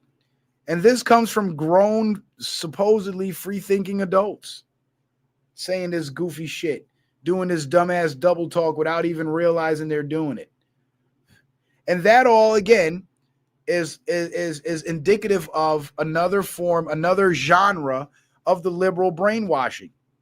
Because just like in the liberal ideology, they teach you contradicting, they feed you contradicting ideas. Like, one, the government is corrupt, so we shouldn't trust them.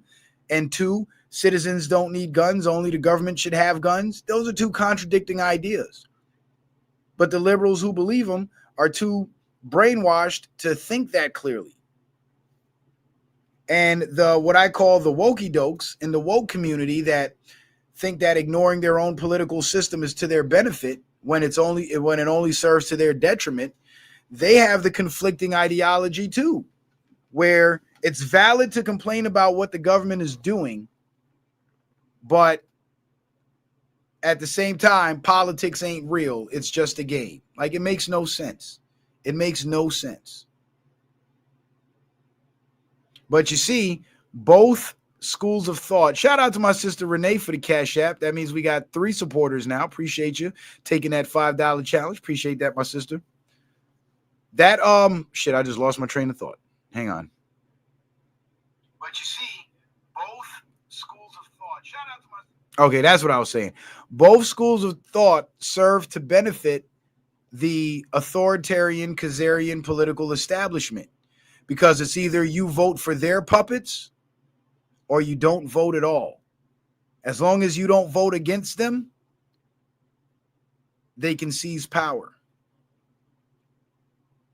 And that's why the media and the Democratic Party was so mad at Trump voters for so long. I don't know if you guys picked up on that, but there was a lot of hatred in the media for Trump voters. Remember that? We were racist and we were bigots, and the black Trump supporters were coons and sellouts. And you see the demonization. And that's because we were not supposed to vote for anybody other than the puppets that they selected for us. But because we chose to go against the grain and vote for a patriot, we ended up getting Donald Trump, and Donald Trump ended up waging war on their entire establishment and turning their system upside down. And this is why the shaming tactics of the people wearing red hats, and this is why people in restaurants were refusing service to people in red hats, and they were trying to alienate and demonize Trump supporters, because this was all the propaganda of the Khazarian mafia. And they do dabble in spirits and demonic worship. And I believe that a lot of this brainwashing and propaganda is reinforced by a spiritual infiltration. These people are possessed by demons, and it takes certain code words, like the black people in America that are in support of the liberal establishment and hate Donald Trump no matter what he does for them. They are, the demons that possess them, I believe, are lust, violence, and what's the word for, like, being gullible? But lust and violence being the 2 biggest ones. And one of the trigger words to activate the demons, mainly the violent demon, is racism. Once they hear the word racism, those demons come awake, and they and they come alive, and they awaken, and they start to react and respond with vitriol and hatred and violence. That's why when they saw that violence against Charlie Kirk, they justified it by saying racism, because that violence against Charlie Kirk excited the demons in them. So the demons in them now had to find a way to excuse their excitement. He's a racist. And once the other demons started, the other demon-possessed individuals started hearing the word racist, they were like, yeah, he was a racist. Yeah, so it's okay that he got shot in the neck.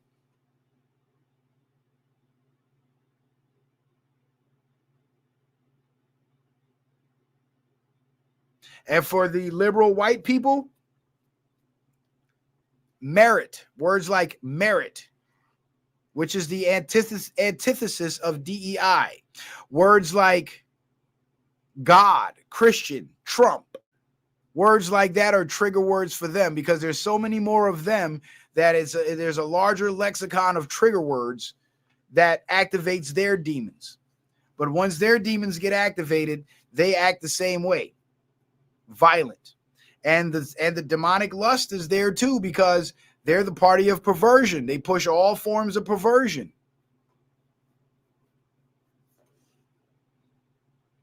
So I'd have to go back and correct my first statement about the black people, because now as I'm explaining it and I'm thinking it through, it seems like these demons, violence and lust, are the demons that are most pervasive in the minds of these lefties. These Khazarian controlled zombies. Because they're into every single form of perversion, and they will get violent with you because they disagree.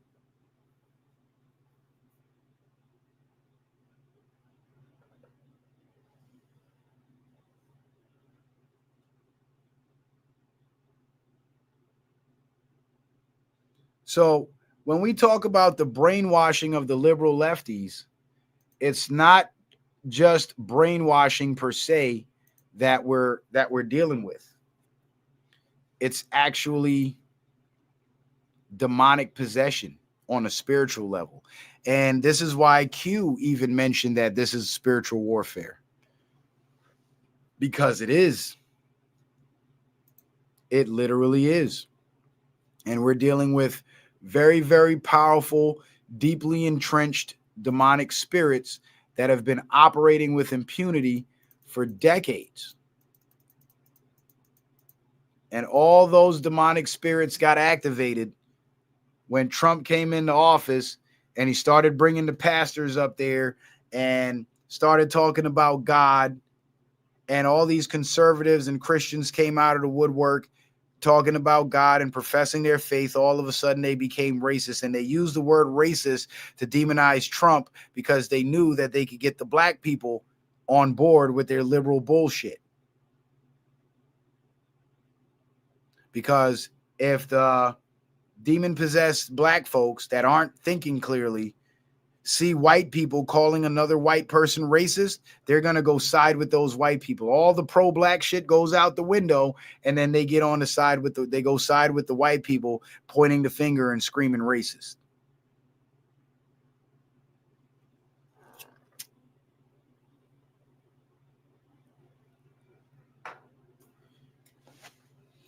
Because although both groups are racist and hate each other, what they have in common is a hatred for anything pertaining to law, order, righteousness, wholesomeness, and truth.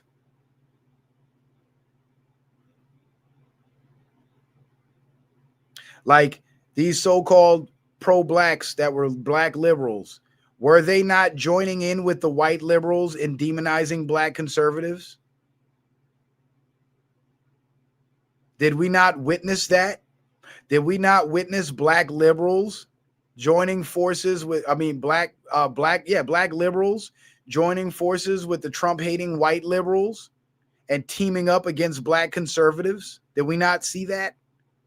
Because as a black conservative, I can tell you personally, I had experienced that over and over again. The pro-black, blackity-black liberals as black first and all that, they would side with a white man over you because you're a black conservative, while professing to the world how evil the white man is and how much they hate the white man. But apparently they hate Trump so much more that they'll hate their own black people over it too.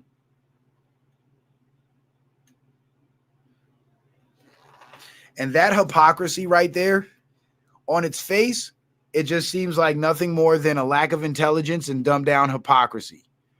But on a spiritual level, what you're witnessing are kindred spirits joining forces to attack anything they perceive to be good. That's what that was. Those pro-blacks siding with white liberals to demonize black Trump supporters were the kindred spirits of the demons that possessed them both teaming up.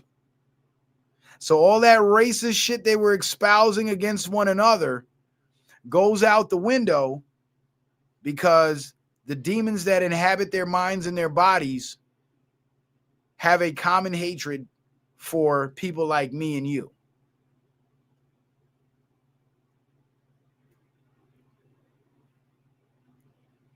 So it goes a lot deeper than just brainwashing.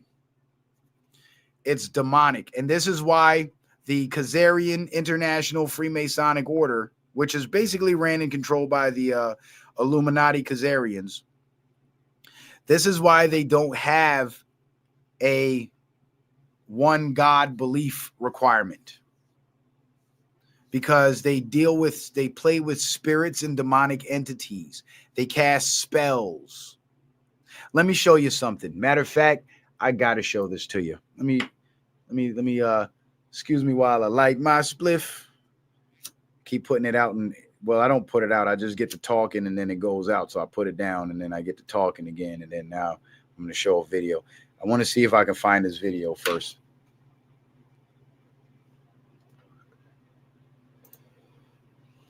I keep the thumbnail on the screen, I guess.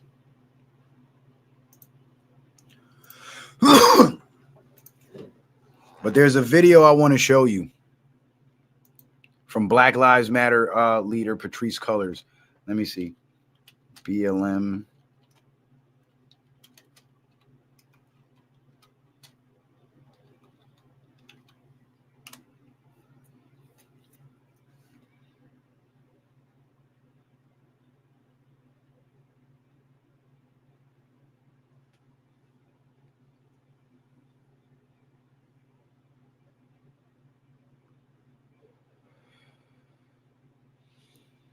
Let me see. These are all just Temple of Satan videos, but there was a video where one of the Black Lives Matter leaders was actually doing a satanic dance.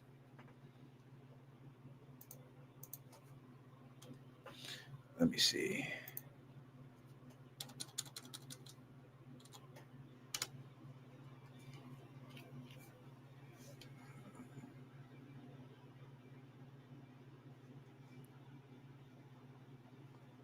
Oh, yes, I found it. I found it. God, this is gonna blow you guys' mind right here. Y'all need to see this, because this is what I'm talking about with the Satanism. Yep, let's share the YouTube screen. There we go. Now, this video I'm about to show you is a Black Lives Matter ritual dance that they were doing. Am I not sharing?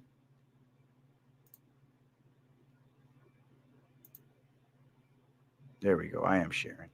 It's a ritual dance that they were doing at some kind of seance party for Black Lives Matter. And of course, Black Lives Matter is a left-wing liberal organization. So let's check that out. I know y'all saw that BLM ritual. But when it's done, it's a reflection. It has to be a reflection of the civilization. I know y'all saw that BLM ritual. But when it's done, it's a reflection.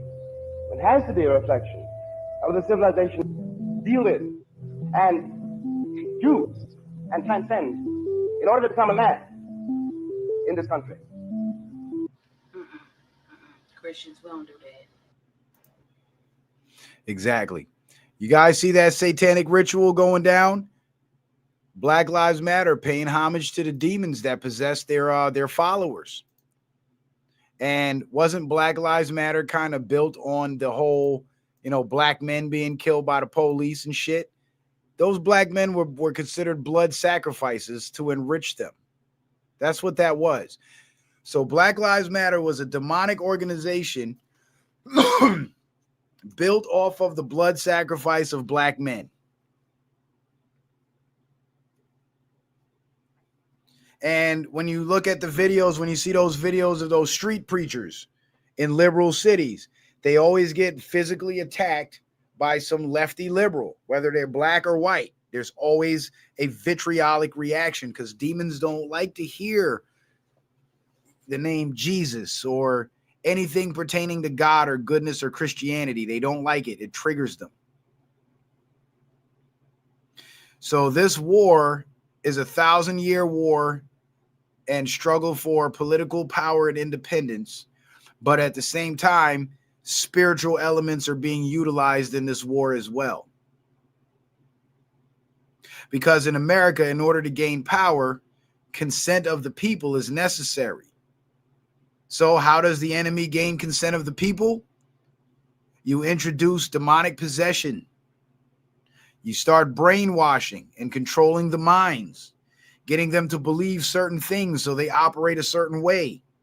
And then thus everything they do from there on out, they'll now be an autopilot, and everything they do from there on forward will be in favor of the agenda.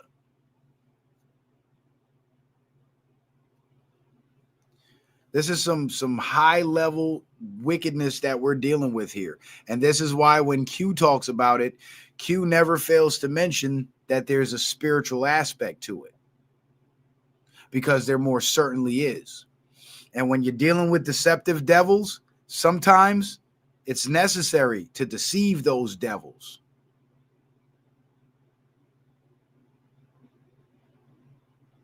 Because it amounts to nothing more than using your own trick against them. Most well-meaning people that own guns, they don't buy their guns with the intention to kill somebody, right?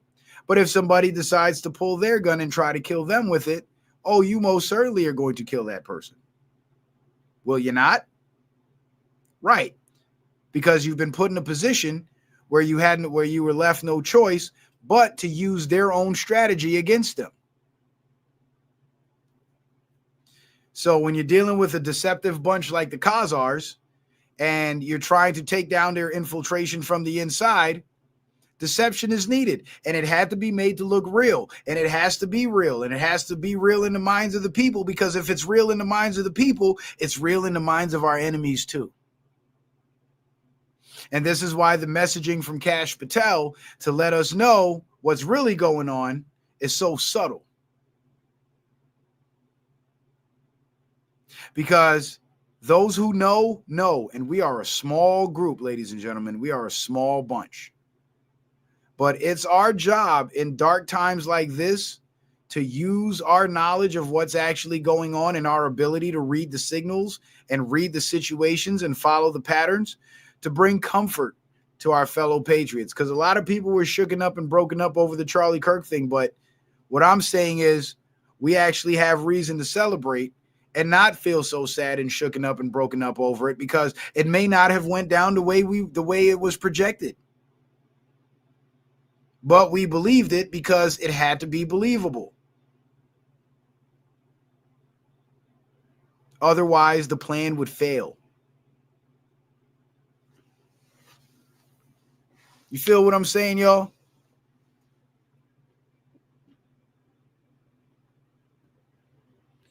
So the prepositioning of military assets, the trigger event to draw out the enemy combatants, the signals being sent by Kash Patel to let us know Charlie's okay,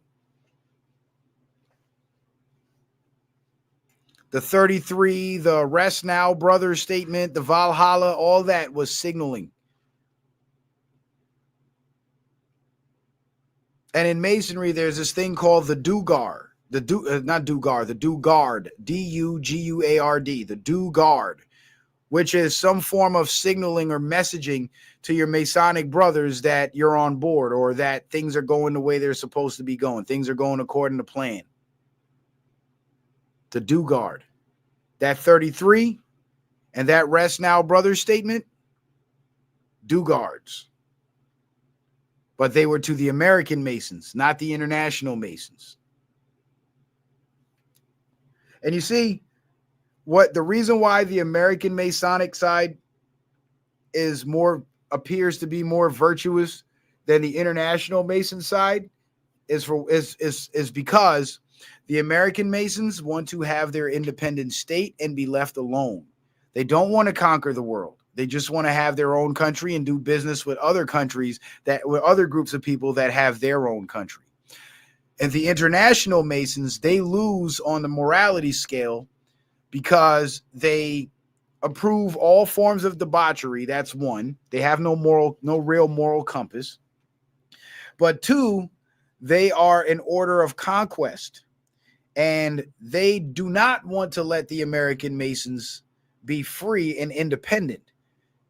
So they're steadily trying to co-opt the American Masonic state, the American Masons, and bring them under the control of the International Masons and do away with the one God rule and introduce the debauchery and the wickedness into that system. And this is why it's considered being on the side of right by being on the side of America in this particular instance. Because at least the pro-American crowd, they have a very deep Christian vein. And a lot of them are zealots and they believe in Israel because they're brainwashed too. But the majority of people on the conservative pro-America side, they have a moral compass. And they are against the debauchery and the wickedness that the liberals are pushing.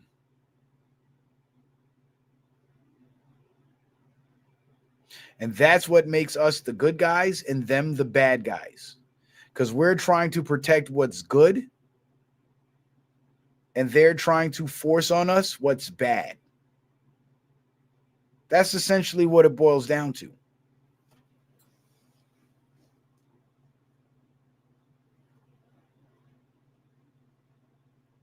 But my hope for the coming months with this Charlie Kirk investigation is that shooter, Tyler Robinson, he sings like Rat Williams and snitches on all these Zionists, and all of them get arrested in one big swoop.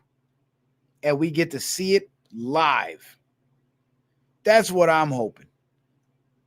Because we know that it was an entire network of people that were organizing and arranging the hit on Charlie Kirk.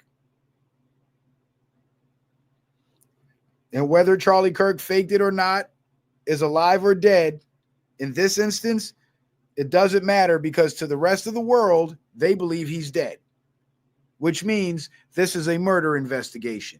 And not only is it just your standard murder investigation where one person hates another and kills them, this is a murder for hire conspiracy plot investigation. This is an organized crime investigation.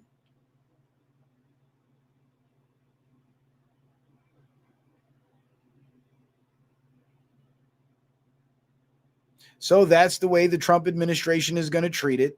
And even for those of us who know that Charlie Kirk may not be dead and may have faked his death and is still alive, based on Kash Patel's statements and the other mountain of evidence we went over in the last show, to the rest of the world, it's going to be projected as if Charlie Kirk is actually dead. This event was real, and this is the result of it.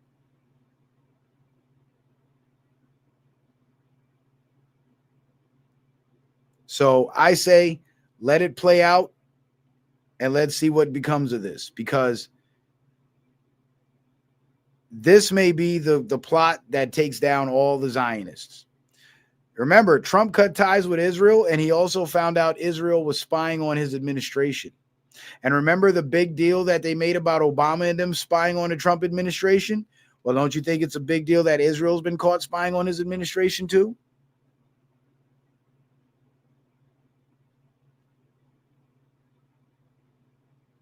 And you see, within the Zionist regime here in America, the same group of people that arranged the hit on Charlie Kirk is the same group of people that hires the killers, facilitates the operations, and carries out the hits. So now that hit team was utilized in the Charlie Kirk case,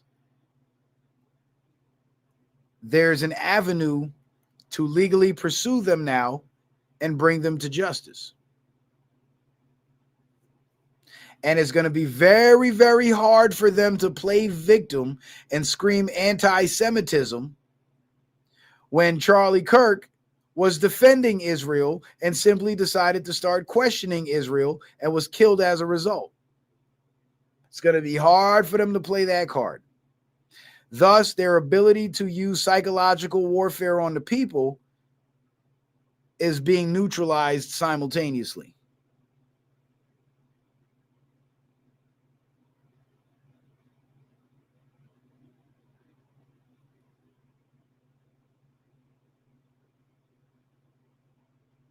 So, I don't think there's Flat Earth Patriot on Rumble says, Citizen Man, do you think Trump has been compromised by Israel? No. No, Trump has not been compromised by Israel. Because if Trump was compromised by Israel, any dirt that they had on Trump that was true would have come out already. But all the dirt they've been putting out about Trump has been lies. All of it, every shred.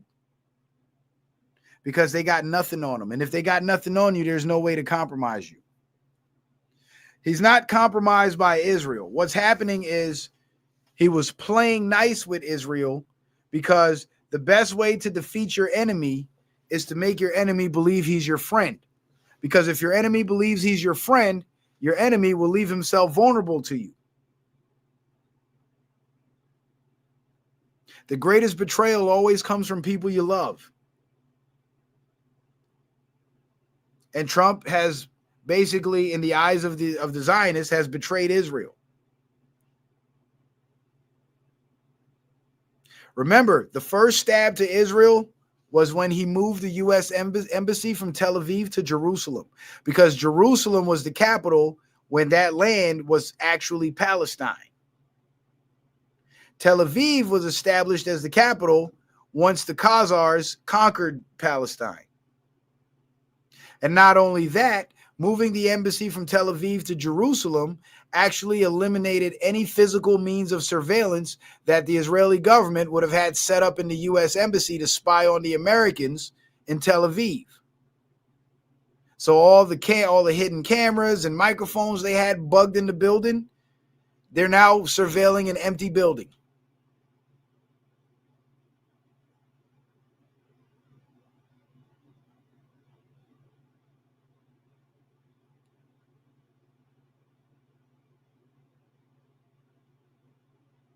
So Trump was already showing signs of disfavor with the Israelis, but he had to play the game because, again, they got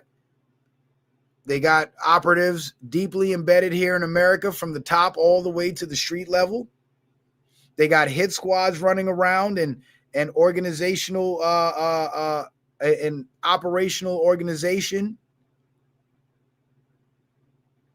And just like they had themselves embedded with Charlie Kirk's security that helped to assassinate him, allegedly.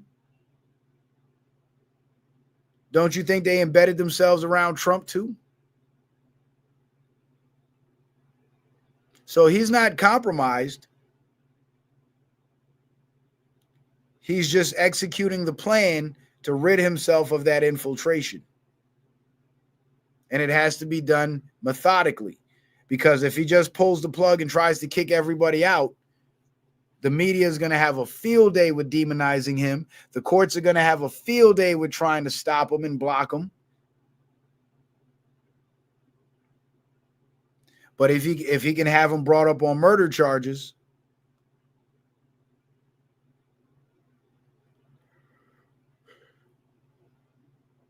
and financial crimes, thanks to the Doge investigations, that will remove them from the game permanently, and it will also create a pretext for new rules to be put in place that didn't exist at the time these people were able to infiltrate the system.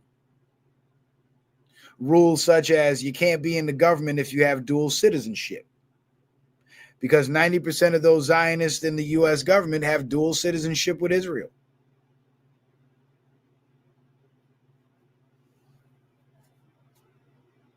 You get rid of the dual citizenship, or you institute a dual citizenship ban, like anybody with dual citizenship can't serve in the government. That eliminates all of them. So now they're all out of position. No more command and control.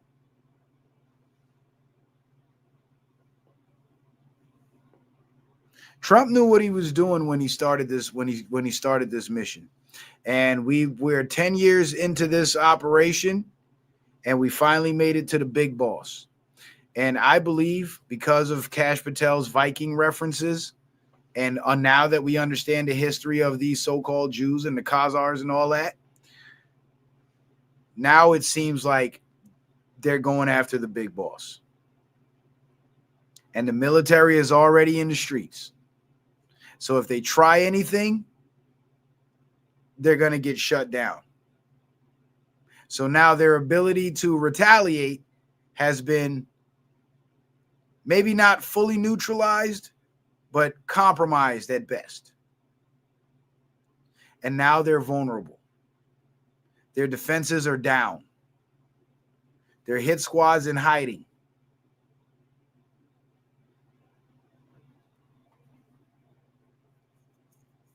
You see how it all comes together? And in weighing the both scenarios, was it real or was it fake?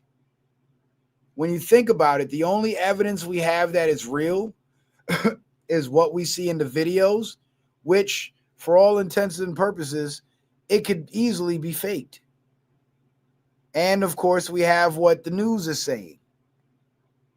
But when it could easily been real. It could have been easily faked. So if that's the evidence that it's real, that's shaky evidence at best.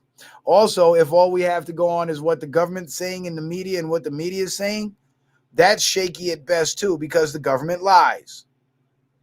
And everybody knows this. This is no secret. But then when you look at the evidence to suggest that it could be fake, you have the ability to fake a gunshot. You have a reason, damn good reason and motive to fake it. You have the support network to make that possible. And then you have pictures that don't seem to be consistent with the injuries. And then, of course, you have an FBI director, not just an FBI agent, but the FBI director making hints at witness protection. So when you compare the evidence to suggest that it was real to the evidence suggesting that it was staged for some greater purpose, there's a lot more evidence to suggest the latter.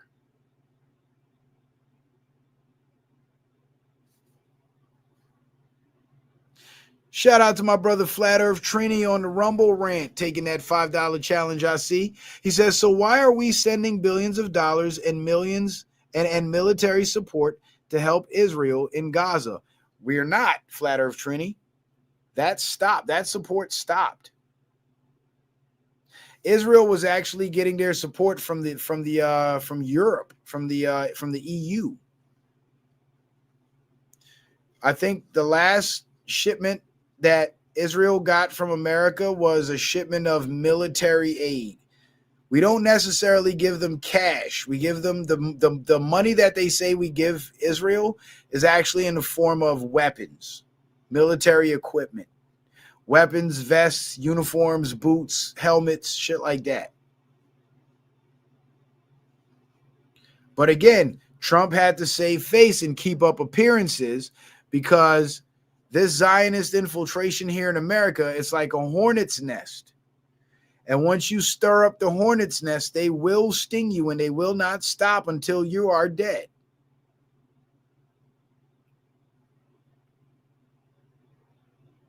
Even if it means they have to kill thousands of us to get their agenda pushed through. Remember 9/11? They've done it. So Trump had to tread very lightly because he took power in an office that traditionally had been controlled by them.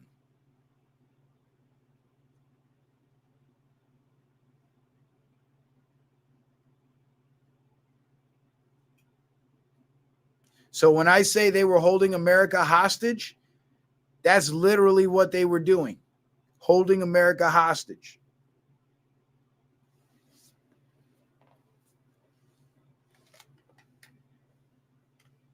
But their control is slipping away. They're losing control, and they're losing control because they've lost the narrative. And now that they've lost the moral high ground with the Charlie Kirk assassination, nobody's going to bat an eye when they start playing victim.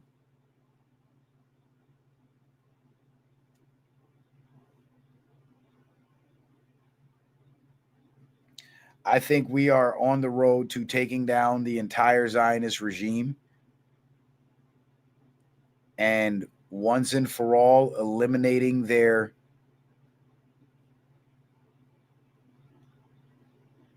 means of control here in America. And Kash Patel is going to do it. Remember Q said Kash Patel, remember that name? Yeah. Yeah, remember that name. But anyway, guys, I think that'll do it for tonight. We got 4 supporters on the board. Shout out to my brother Lee 14224 on the PayPal. Shout out to my sister Renee on the Cash App, my brother Matt on the Cash App, and my brother Flat Earth Trini on the Rumble Rant. Shout out to you guys for that support. I really appreciate it. You guys have been awesome. I had a hell of a day today, and I got a hell of a weekend coming up. So if I don't go live on Sunday, well, you already know what's happening.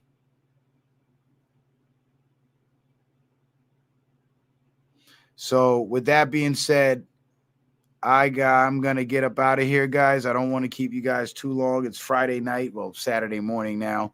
And we've gone 2.5 hours. I think 2.5 hours is reasonable enough. I think I touched on everything and I covered everything I needed to cover. I hope you guys come away with a deeper understanding of what's actually going on now and who these, who's on what team. And now you have and for those of you who are a little confused still about who's on the side of the people and who's against the people, hopefully, if you haven't figured it out by now, you at least have a better enough understanding to begin to re-examine what it is that you're trying to figure out and get to the bottom of it and figure it out once and for all. How do you think I'm able to make these predictions months in advance and exactly what I said was going to happen is what happens? I mean, I've done this several times and you guys have borne witness to it.